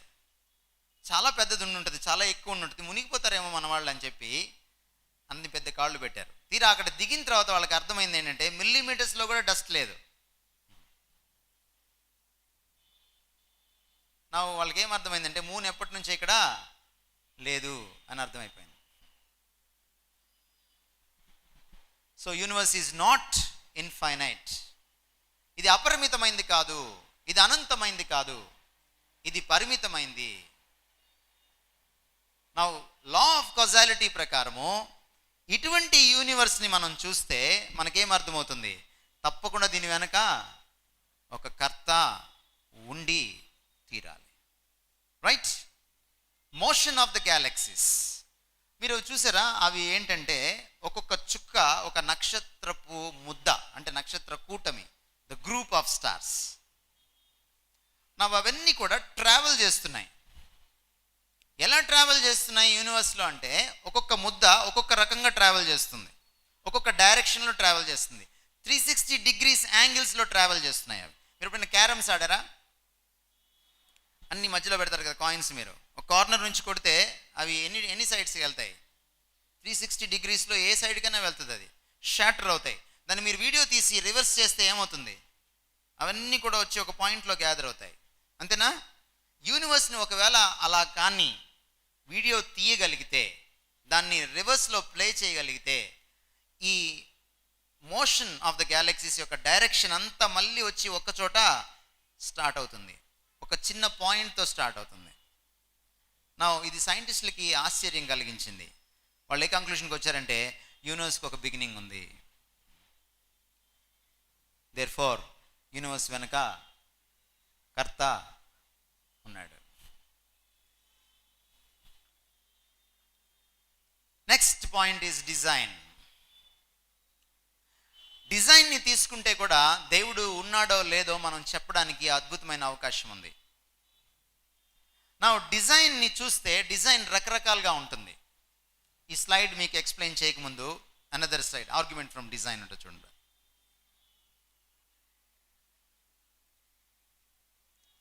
రైట్. నా డిజైన్ పలు రకాలుగా ఉంటుంది. చూడండి, యూనివర్స్లో ఉన్న డిజైన్ చూసారా? ఇది is it a design or not?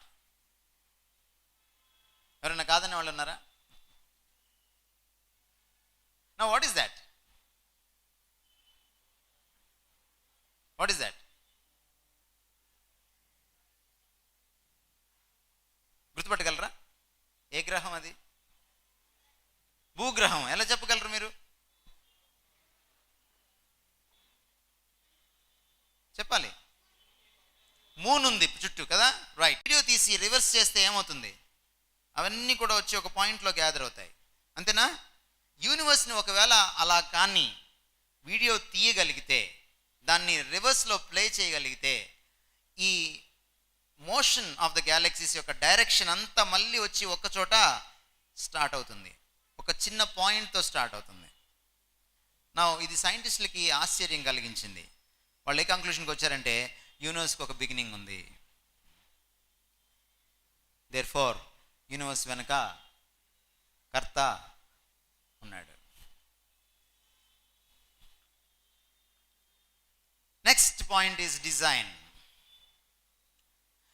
డిజైన్ని తీసుకుంటే కూడా దేవుడు ఉన్నాడో లేదో మనం చెప్పడానికి అద్భుతమైన అవకాశం ఉంది. నా డిజైన్ని చూస్తే డిజైన్ రకరకాలుగా ఉంటుంది. ఈ స్లైడ్ మీకు ఎక్స్ప్లెయిన్ చేయకముందు another slide, argument from design అంటే చూడండి.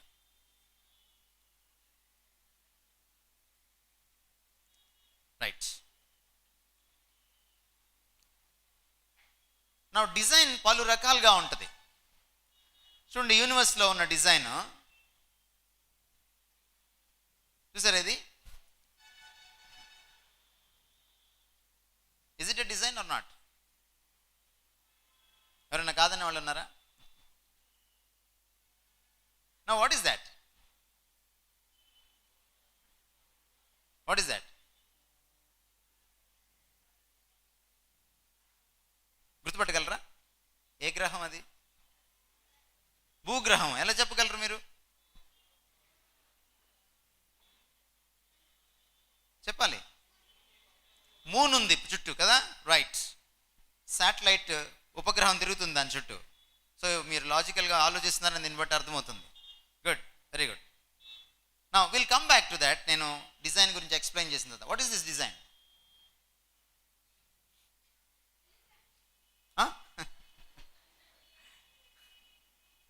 ఇది ఒక డెజర్ట్లో రాక్. ఈ డిజైన్కి ఒక మనిషి అక్కర్లేదు, ఒక శిల్పి అక్కర్లేదు, ఒక బుర్ర అక్కర్లేదు. గాలి, వాన, వరదలు, నీటి ఉధృతి వల్ల ఏర్పడిపోతుంది అది. ఇలాంటి రకరకాల రాళ్ళ డిజైన్స్ వస్తాయి, చాలా అందంగా కూడా కనపడతాయి. బట్ దీనికి బుర్ర అక్కర్లేదు. అవసరమా?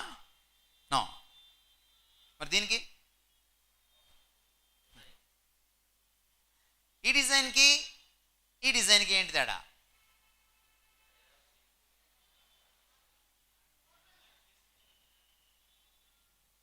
ఈ డిజైన్కి బుర్ర అక్కర్లేదు, ఈ డిజైన్కి కావాలి. నా ఇంతకంటే కాంప్లికేటెడ్ డిజైన్ చూపిస్తాను మీకు నేను. ఇవి ఏంటో తెలుసా? 4 అమెరికన్ ప్రెసిడెంట్స్. మౌంట్ రష్మోర్ అమెరికాలో చాలా ఫేమస్. ఈ డిజైన్కి ఏది కష్టం? దీనికి బుర్ర కావాలి కదా, దీనికి బుర్ర అక్కర్లేదు కదా, దీనికి బుర్ర కావాలి కదా, దీనికి ఇంకా పెద్ద బుర్ర కావాలా వద్దా?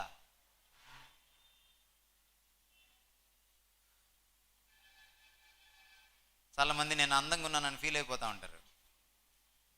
వాళ్ళ కోసమే ఇది. జేమ్స్ బాండ్ క్యారెక్టర్స్లో the most handsome character Pierce Brosnan. It's the design of God.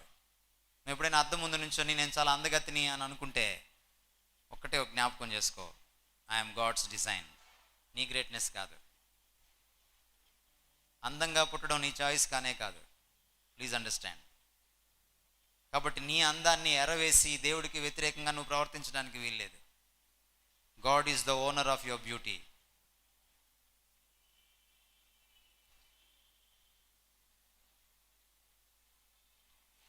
First దానికి బుర్ర అక్కర్లేదు, న్యాచురల్ డిజైన్. సెకండ్ దానికి బుర్ర కావాలి. మూడో దానికి అంతకంటే ఎక్కువ.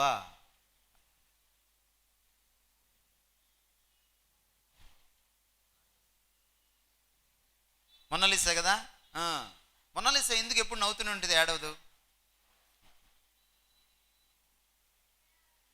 మొనాలిసా నవ్వు ఇంతవరకు ప్రపంచానికి అర్థం కాల. గ్రేట్ డిజైన్ అన్నారు, గ్రేట్ పెయింటింగ్ అన్నారు. కానీ మొనాలిసాకి మీరు చెక్కల గిన్నెలు పెట్టండి, గిలిగింతలు పెట్టండి, నవ్వుద్దేమో? నో.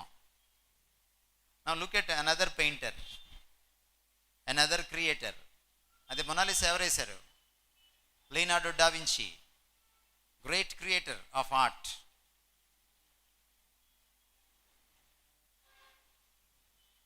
అంతకంటే అందమైన hour farmer prime minister Indira Gandhi. ఈమెను ఎవరు డిజైన్ చేశారు? ఎవరికి కష్టం? ఏది కష్టం? ఈమె నవ్వగలదు, ఏడవగలదు.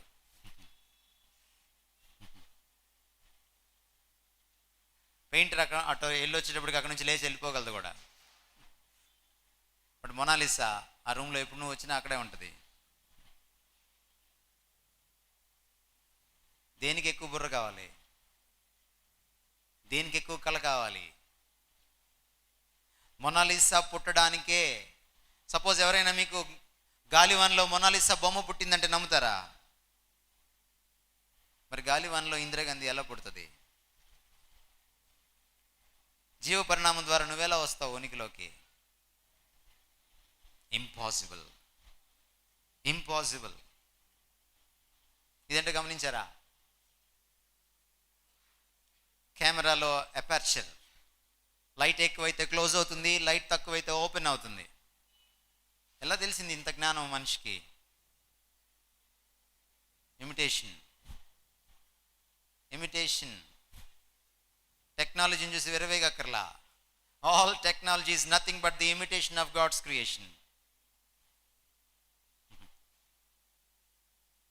కెమెరాని నువ్వు నొక్కాలి, కానీ ఆటో ఫోకస్ చేసుకుంటుంది ఇది. ఎందుకని? ఉదయాన్నే లేవంగానే నువ్వు సూర్యుడిని చూడలేవు, ట్యూబ్ లైట్ చూడలేవు, అపర్చర్ ఓపెన్ అయిపోయి ఉంటుంది లోపల. కాసేపటికి ఆ లైట్ వల్ల అపర్చర్ మళ్ళీ క్లోజ్ అవుతుంది. నువ్వేం చేయక్కర్లా, నువ్వు వాల్యూమ్ తగ్గించక్కర్లా, రెగ్యులేటర్లు ఏం నువ్వు నాబు తిప్పక్కర్లా.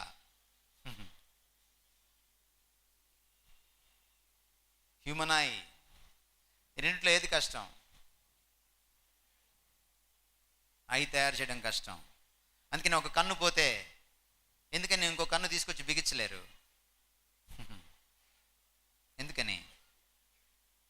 నేత్రదాతలు ఎందుకు కావాలి మనకి? మళ్ళీ దేవుని సృష్టిలోంచి తీసుకొచ్చుకోవాల్సిందే, తప్పదు.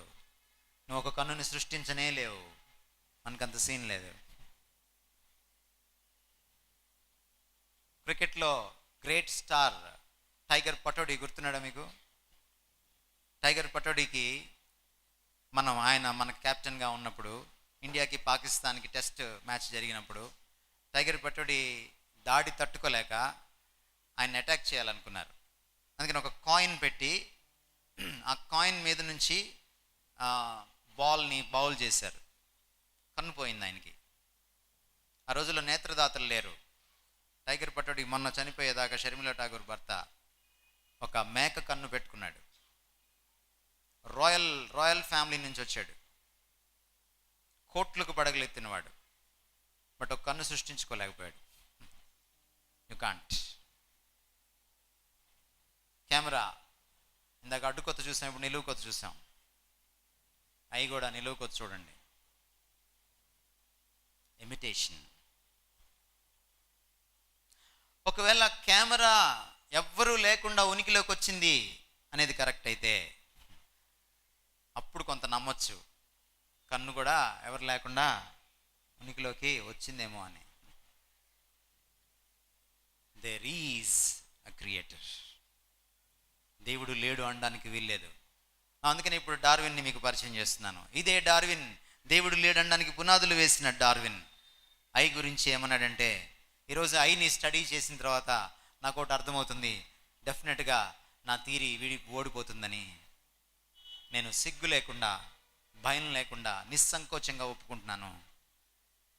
Chapter 4, Origin of species.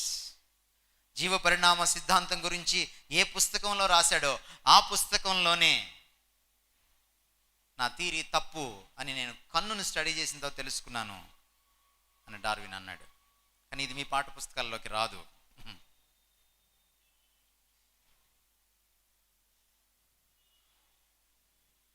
గుర్తుపట్టారా?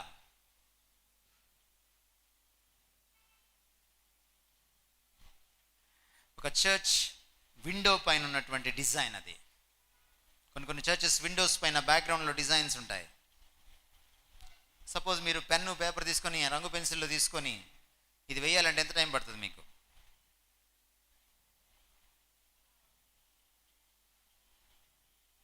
Suppose రంగు పెన్సిళ్ళు, రబ్బరు, పెన్సిల్, పేపర్లు అన్నీ ఇక్కడ పెట్టేసేసి, ఫెవిక్రిల్ ఇక్కడ పెట్టేసి, ఇక్కడ చాలాసార్లు బాంబులు పేలిస్తే ఆ డిజైన్ వస్తుందా?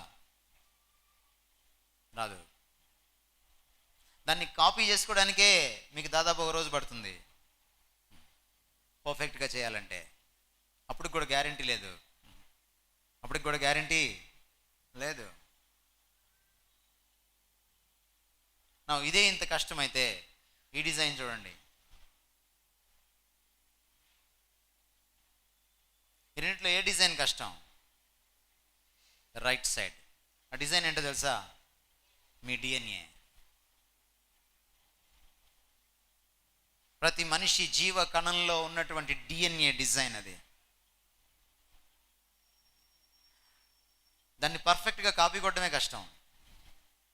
మరి దాన్ని సృష్టించడానికి, దీన్ని బట్టి మీకేం అర్థమవుతుంది? డిజైనర్ ఉన్నాడా లేదా? ఖచ్చితంగా ఉన్నాడు. డిఎన్ఏ గురించి మీకు మాట చెప్పాలి. చాలా సంవత్సరాల క్రితం 1600 మంది సైంటిస్టులు ప్రపంచంలో చోట చేరారు. వాళ్ళ ధ్యేయం ఏంటంటే డిఎన్ఏని స్టడీ చేయడం.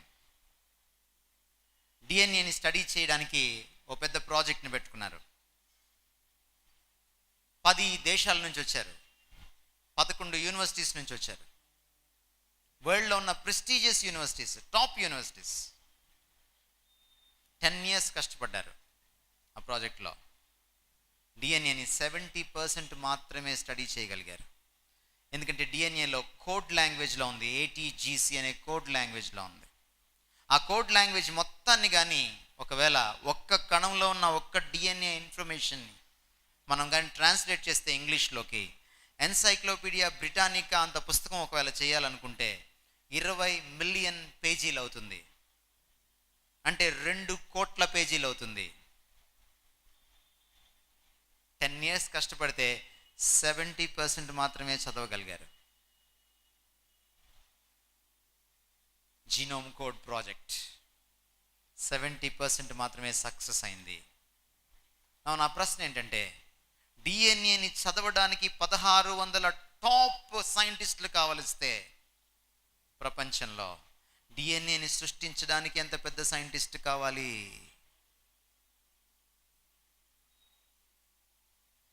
అందుకనే దావీదు అంటాడు, నీ జ్ఞానాన్ని నేను అర్థం చేసుకోలేను, ఇట్టి తెలివి నాకు మించినది. దేవుని బుద్ధి జ్ఞానముల బాహుల్యము ఎంత గొప్పది Bible చెప్తున్నమాట.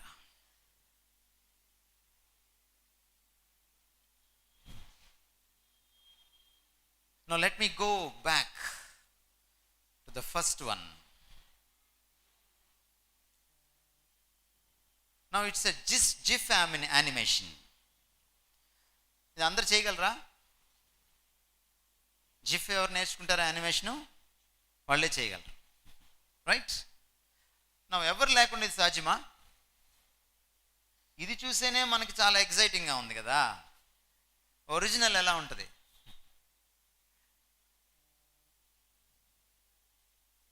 Animation is nothing but an imitation. Isaac Newton ఒక ఫ్రెండ్ ఉండేవాడు. ఐజాక్ న్యూటన్ నాస్తికుడు కాదు, దేవుని నమ్మినవాడు, బైబిల్ని నమ్మినవాడు. ఐజాక్ న్యూటన్కు ఉన్న ఫ్రెండ్ నాస్తికుడు. ఎప్పుడు ఐజాక్ న్యూటన్తో వాదిస్తూ ఉండేవాడు దేవుడు లేడని. ఓ రోజున యథావిధిగా ఐజాక్ న్యూటన్ని కలవడానికి వచ్చాడు. ఐజాక్ న్యూటన్ ఇంట్లో లేడు, ల్యాబ్లో ఉన్నాడు, వెళ్ళమన్నారు ఇంట్లో వాళ్ళు. ల్యాబ్లోకి వెళ్ళాడు. ఐజాక్ న్యూటన్ చాలా డీప్గా మునిగిపోయి ఎక్స్పెరిమెంట్ చేస్తున్నాడు. ఏంటని చూస్తే ఇలాంటి మోడల్ ఒకటి చూస్తూ ఉన్నాడు. ఈ మోడల్లో కేవలం మీకు భూమి ఒకటే కనపడుతుంది. ఐజాక్ న్యూటన్ ఆ రోజుల్లో తయారు చేసిన మోడల్లో నవగ్రహాలతో ఆయన ఒక మ్యాగ్నెటిక్ మోడల్ని తయారు చేశాడు. సూర్యుడు చుట్టూ అవి తిరుగుతూ ఉన్నాయి. చూసి ముగ్ధుడైపోయాడు ఈ ఫ్రెండ్. అరే ఎవరు చేశారా, ఇంత బాగుంది అన్నాడు. ఐజాక్ న్యూటన్ ఒకసారి చూశాడు వీడి వైపు, ఫ్రెండ్ వైపు. మళ్ళీ అడిగాడు వీడు ఉత్కంఠ పట్టుకోలేక, ఎవరు చేశారని అన్నాడు. మళ్ళీ ఇంకోసారి సీరియస్గా చూసి ఎవరు చేయలేదన్నాడు. ఎవరు చేయకుండా ఎలా వస్తుందిరా, ఏం ఆడుతున్నావు అన్నాడు. లేదురా ఎవరు చేయకుండానే వచ్చింది, నేను వచ్చేటోడికి ఇక్కడ ఉంది. ఎలా వచ్చిందో నాకే అర్థం కావట్లేదు. రాత్రి ఎవరైనా వచ్చారు ఇక్కడికి, ఎవరు అలా తాళం వేసేస్తుంది, తాళం అలాగే ఉందిరా, ల్యాబ్ ఎవరు ఓపెన్ చేయలేదు. నేను నిజం చెప్పరా అన్నాడు. నిజమేరా. లేదురా నేను నమ్మను అన్నాడు. నిజంగా నమ్మవా అన్నాడు. అవును నేను నమ్మను అన్నాడు. ఎందుకు నమ్ము, ఎవరు చేయకుండా ఇలాంటిది ఎలా ఉనికిలోకి వస్తుందిరా? ఓహో అలానా, మరి మోడల్ ఎవరు చేయకుండా ఉనికిలోకి రాకపోతే ఆ ఒరిజినల్ ఎలా వస్తుందిరా అని అడిగాడు ఐజాక్ న్యూటన్. ఆ రోజు it's an eye opening to his friend. దేవుడు ఉన్నాడు, నువ్వు లేడనుకున్నా ఉన్నాడు, నువ్వు ఫీల్ అవ్వకపోయినా ఉన్నాడు. ఫీల్ అవ్వడం నీ వంతు, ఫీల్ అవ్వకపోతే నీ కర్మ. Whether you feel it or not, God is a fact. God is a fact. పాత స్లైడ్లోకి వెళ్దాం.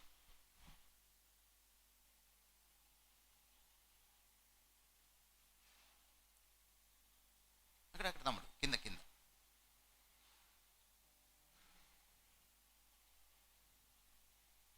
కిందకి రమ్మా. పవర్ పాయింట్ ఉంది కదా అక్కడ, కిందకి రా. అడుగు అది వదిలేసి కిందకి వచ్చే అడుక్కమ్మా. అది నొక్కు. రైట్ పక్కది, రైట్ సైడ్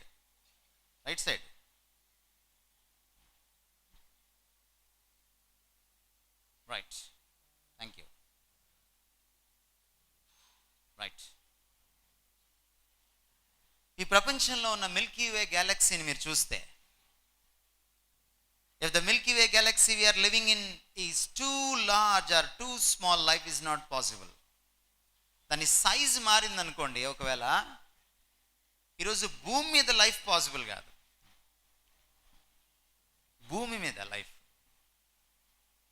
అంటే మిల్కీ వే గ్యాలక్సీ సైజుకి మన భూమికి సంబంధం ఉంది. నా ఆ మిల్కీ వే గ్యాలక్సీలో మీరు సౌర కుటుంబం ఎక్కడుందో చెప్పలేరు, అంత చిన్నది. అందులో భూమి ఇంకా చిన్నది, అందులో నువ్వు నేను ఇంకా చిన్నవాళ్ళం. అందుకనే దావీదు అంటాడు 8వ అధ్యాయంలో, నరపుత్రుని దర్శించుటకు వాడు ఏ పాటివాడు. డిస్టెన్స్, ప్రతి గ్రహానికి సూర్యుడికి ఒక పర్టికులర్ ఫిక్స్డ్ డిస్టెన్స్ ఉంది. ఈ డిస్టెన్స్ కొంచెం మారినా కూడా చాలా అనర్థం జరిగిపోతుంది. ఈ గ్రహాలన్నింటిలో మనకు తెలిసి ఇంతవరకు భూమి మీద తప్ప ఇంకెక్కడా లైఫ్ లేదు. నా లైఫ్ ఎలా పాసిబుల్ అయింది భూమి మీద అంటే చాలా ఫైన్ ట్యూనింగ్ జరిగింది.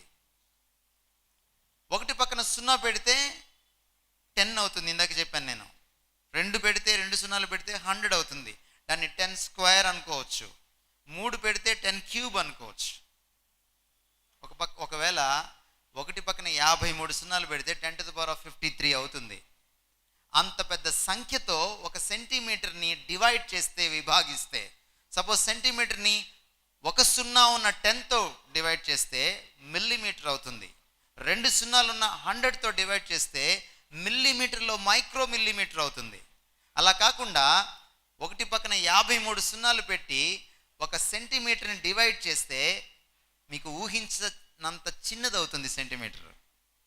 అంత భూమి ముందుకు జరిగినా వెనక్కి జరిగినా life is not possible. Is it not a design? Is it not a design?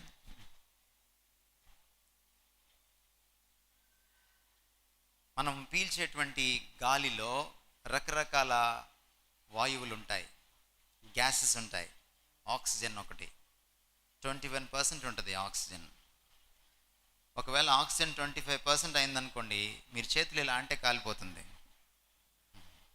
మీరు హెయిర్ కొంచెం ఫాస్ట్గా దూకున్నారంటే బోడిగుండు అయిపోతుంది, జుట్టు తగలబడిపోతుంది. ఒకవేళ 15% అయిందనుకోండి, మీరు వెంటిలేటర్ పెట్టినా బతకరు. Design in the universe. Gravitational ఫోర్స్ను ఒకవేళ 10⁻40లో ఒక్క శాతం మార్చినా కూడా మనం భూమి మీద నడవలేం. ఏమవుతుందో తెలుసా? ఎర్త్ వెళ్ళి స్పేస్లోకి గుద్దుకుని జిగ్జాగ్గా స్పేస్లో పడిపోతుంది. If the universe was expanding at a rate 1 millionth more slowly than it is, the temperature on the earth would be 10,000 degrees Celsius. Universe ఈరోజు ఎక్స్పాండ్ అవుతుందని నేను ఇందాకే చెప్పాను. క్యారమ్స్ కాయిన్స్ లాగా ఒకటి ప్రయాణం చేస్తున్నాయని చెప్పాను. గ్యాలక్సీస్, ఈ గ్యాలక్సీస్ యొక్క speed 1 in the millionth. 1 millionth అంటే 10 లక్షలలో 1 భాగం. అంత తక్కువ ఒకవేళ స్పీడ్ తగ్గిందనుకోండి, ఏమవుతుంది? భూమి మీద 10,000 degrees Celsius రైజ్ అయిపోతుంది టెంపరేచర్. లావా కంటే ఎక్కువ, అగ్నిపర్వతంలో లావా కంటే ఎక్కువ.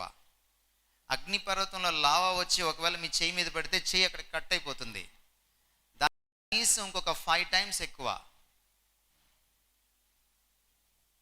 Is there not a design?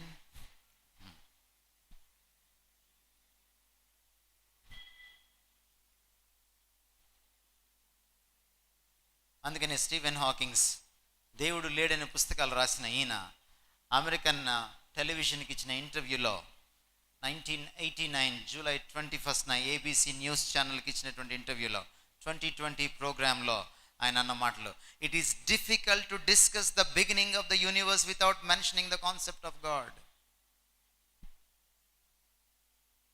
విశ్వం గురించిన పుట్టు పూర్వోత్తరాల గురించి మనం మాట్లాడుకోవాలనుకుంటే దేవుడి గురించి మాట్లాడుకోవడం చాలా కష్టం.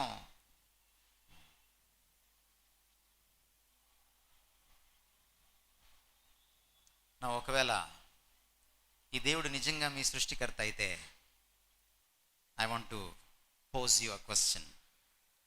నా క్వశ్చన్ ఏంటంటే, మీ లైఫ్కి ఓనర్ ఎవరు? Now it is proved that God is there. ఆయనే మన సృష్టికర్త. నా ప్రశ్న ఏంటంటే, మీ జీవితానికి ఓనర్ ఎవరు? ఒకవేళ మీ జీవితానికి ఓనర్ దేవుడైతే, నువ్వు ఎప్పుడైనా ఈ డైలాగ్ వేసావా? నా ఇష్టం, నా ఇష్టం. యంగ్స్టర్స్ అందరికీ మోటో ఏంటంటే లైఫ్లో, నా ఇష్టం. నీకెందుకు? జాగ్రత్త. అందుకనే సోలమన్ 3000 years బ్యాక్ ఏమన్నాడంటే, నా ఇష్టం అని నువ్వు జీవించవచ్చు, నో ప్రాబ్లం. నీ హృదయం ఎలా ఇష్టపడితే అలా జీవించు. నీ కన్నులు ఏది ఆశిస్తే అది, ఏది కోరుకుంటే అది చేసేయి. నా ఇష్టం అన్నట్టుగానే జీవించు.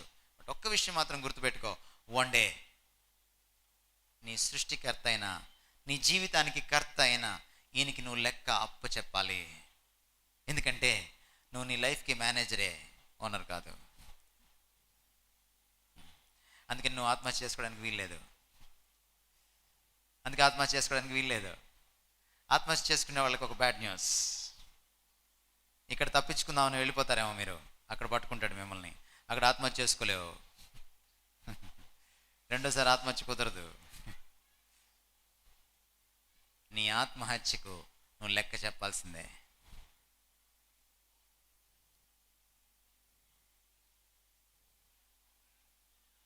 You have no right. ఎందుకని ఈ రోజున భారత చట్టంలో, ప్రపంచంలో అనేకమైన చట్టాల్లో ఆత్మహత్య నేరంగా పరిగణింపబడుతోంది.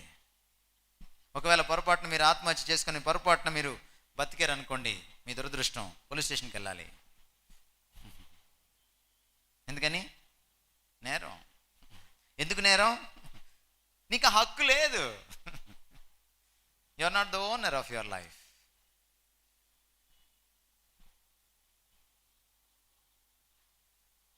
You are only the manager. Manager పని ఏంటి? సాయంత్రం కల్లా డబ్బులు లెక్కేసి అకౌంట్స్ ఓనర్ గారి ఇంటికి వెళ్ళి అప్పుకిచ్చాలి. అమ్మ చూడట్లేదు, నాన్న చూడట్లేదు, టీచర్ చూడట్లేదు, వార్డెన్ చూడట్లేదు, ఫ్రెండ్స్ చూడట్లేదు, నా ఇష్టం అని అనుకున్నావా? జాగ్రత్త. Your life is accountable. దేవుడు దాన్ని యొక్క అకౌంట్ అడిగి తీరుతాడు. You cannot escape God. You cannot escape God and his judgement. సాధ్యం కాదు. It's not possible. దేవుడు చూసి చూడనట్టు నిన్ను వదిలేస్తే కొంతకాలం కుదురుతుందేమో, but one day you have to face God. You have to face God. చాలాసార్లు మనం ఏమనుకుంటాం అంటే దేవుడు లాస్ట్ అనుకుంటాం మనం. నో, అప్పటికి పిప్పి మిగులుతుంది. మీరు ఎప్పుడైనా చెరుకు రసం తాగారా? చెరుకు రసం స్టాల్ వెనక్కి వెళ్ళి చూడండి, దాన్ని ఏదైనా పిండి చూడండి ఎప్పుడైనా. చాలామంది జీవితాలు పిప్పి అయిపోతాయి. అప్పుడు తీసుకొచ్చి దేవుడికి ఇద్దాం అనుకుంటారు. God will not accept.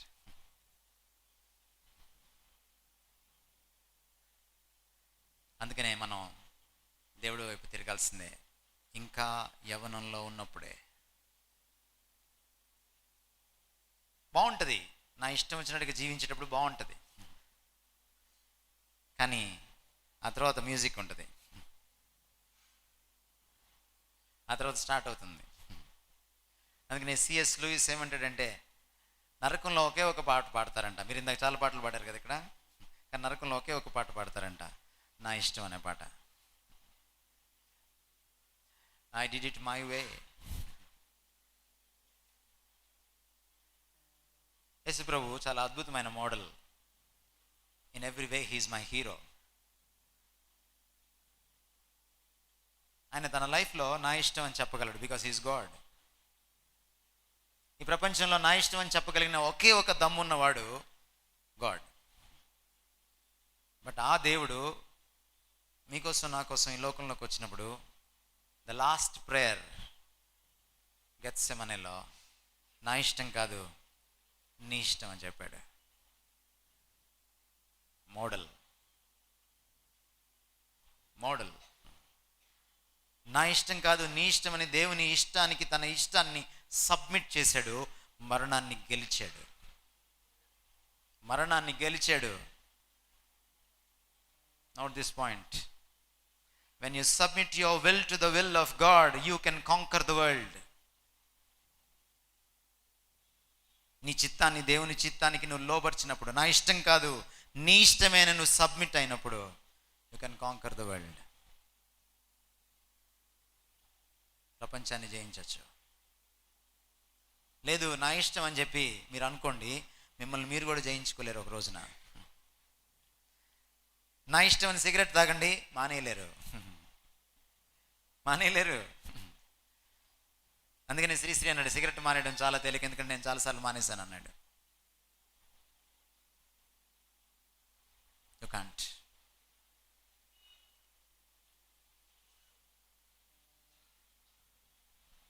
Think about it. మీరు లంచ్కి వెళ్ళకముందు, లంచ్కి వెళ్ళిన తర్వాత, మళ్ళీ తిరిగి వచ్చేదాకా థింక్ అబౌట్ దిస్ గాడ్.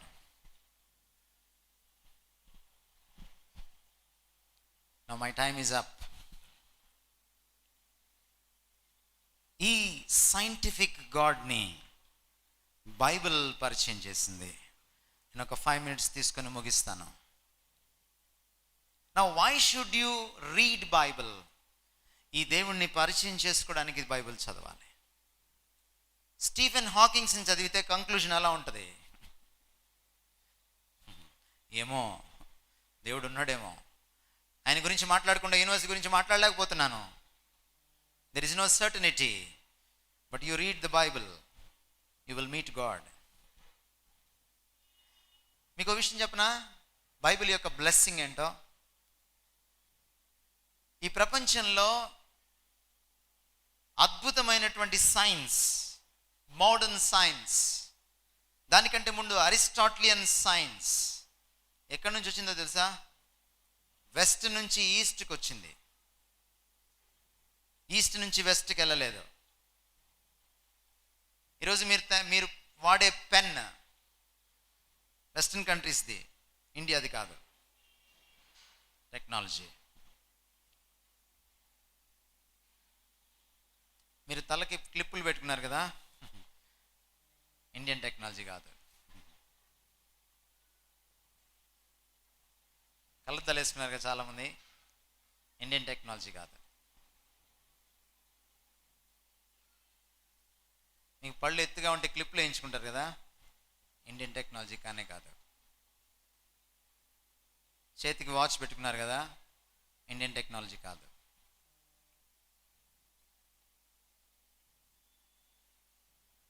ఎందుకని ఈరోజు మీరు వాడుతున్న టెక్నాలజీలో 99% ఆర్ 99.999999% వెస్టర్న్ కంట్రీస్ నుంచి వచ్చింది. మన వాళ్ళు చెప్తారు పుష్పక విమానం ఎప్పుడో కనుక్కున్నామని, కానీ దాని రెక్క కూడా దొరకలేదు.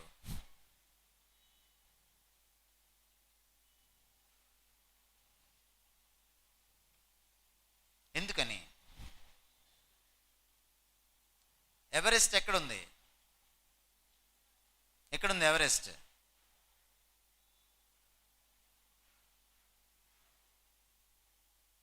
భారతదేశంలోనే ఉంది, నేపాల్ దగ్గర ఉంది. ఎందుకని ఎవరెస్ట్ని ఫస్ట్ ఇండియన్ ఎక్కలేదు? జీకేలో అప్పుడప్పుడు ఆగి ఆలోచించండి. ఫస్ట్ ఎవరెస్ట్ ఎవరు ఎక్కారు అనగానే మీరు టెన్సింగ్ నార్కే అని అనొద్దు, ఎడ్మండ్ హిల్లరీ అనొద్దు. ఎందుకని ఒక నార్వే దేశస్థుడు ఎక్కాడు? Why not an Indian?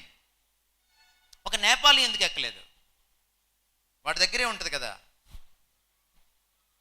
ఎందుకంటే అక్కడ దేవుడు ఉంటాడు, మూడో కన్ను తెరుస్తాడని అనుకున్నాడు, అందుకే ఎక్కలేకపోయాడు. ఎందుకు చంద్రమండలం మీదకి వెళ్ళలేదు? మామ అని ఎందుకు పిలిచాడు? అంత దగ్గరైతే వెళ్ళొచ్చు కదా. మనం దగ్గరగా ఉన్న వాళ్ళని బావా మామ అని పిలుచుకుంటాం కదా. మరి చంద్రుడు మామ అయితే ఎందుకు నువ్వు ముందే వెళ్ళాలి కదా? మామ కాదు, బావ కాదు.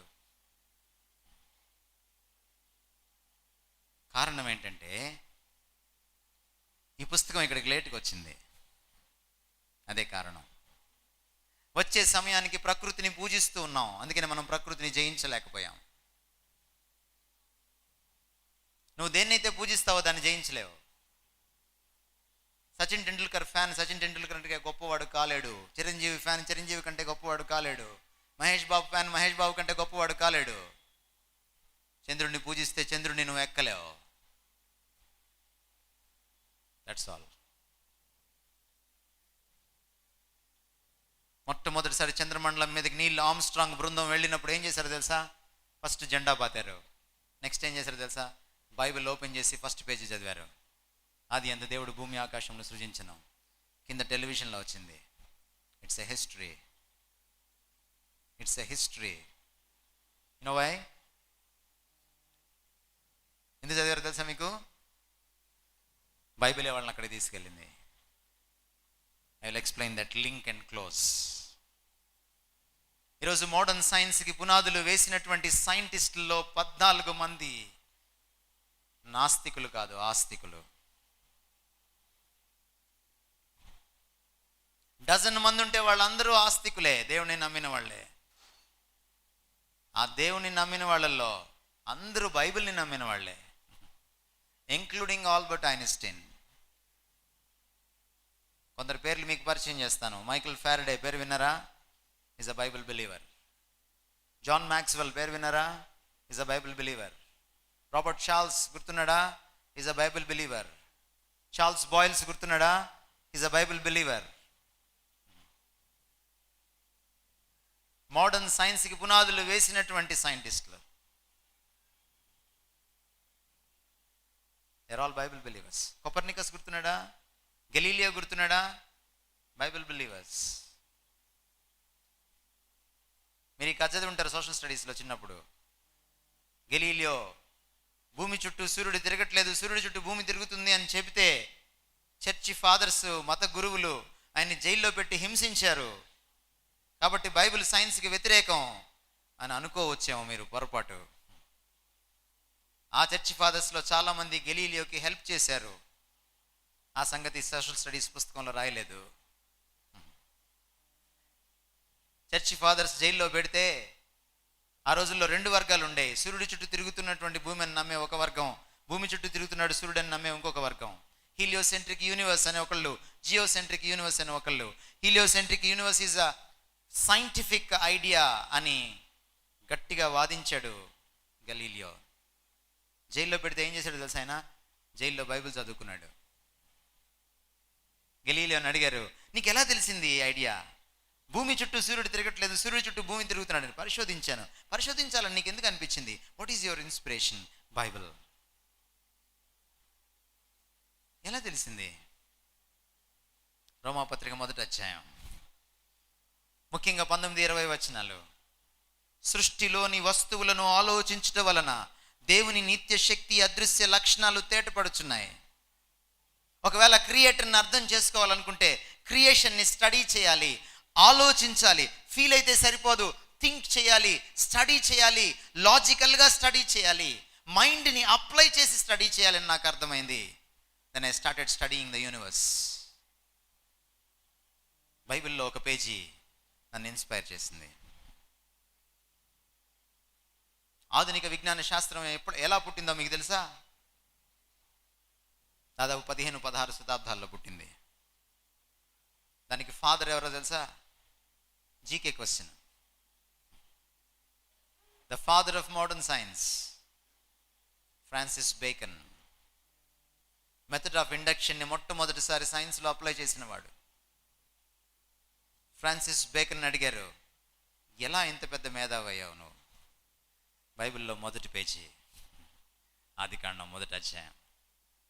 దేవుడు ఆదాము హవ్వల్ని సృజించిన తర్వాత ఈ ప్రపంచాన్ని పరిపాలించండి, యూనివర్స్ని పరిపాలించండి అని చెప్పాడు.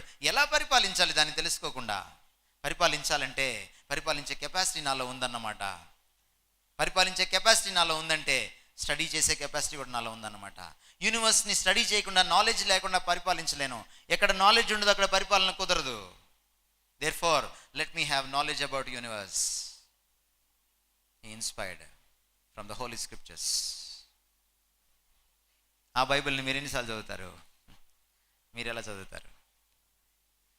మీ ఫిజిక్స్ బుక్ చదివినంత ఇంట్రెస్ట్తో, మీ ఎనాటమీ బుక్, ఫిజియాలజీ బుక్ చదివినంత ఇంట్రెస్ట్తో, మీ కంప్యూటర్ సైన్స్ బుక్ చదివినంత ఇంట్రెస్ట్తో మీరు ఒకవేళ చదివి ఉంటే ఈ బైబిల్ని, ఈ పాటికి మీరు ఏ కోపర్నికసో, ఏ గెలీలియో, ఏ ఫ్రాన్సిస్ బేకన్ అయి ఉండేవాళ్ళు. అందుకే దరిదాపుల్లో కూడా మీరు లేరు. ఈ రోజు నుంచైనా చదవండి. ఈ బైబిల్ యూనివర్స్ని పరిచయం చేస్తుంది. యూనివర్స్ ద్వారా దాన్ని సృష్టించిన సృష్టికర్తను కూడా పరిచయం చేస్తుంది.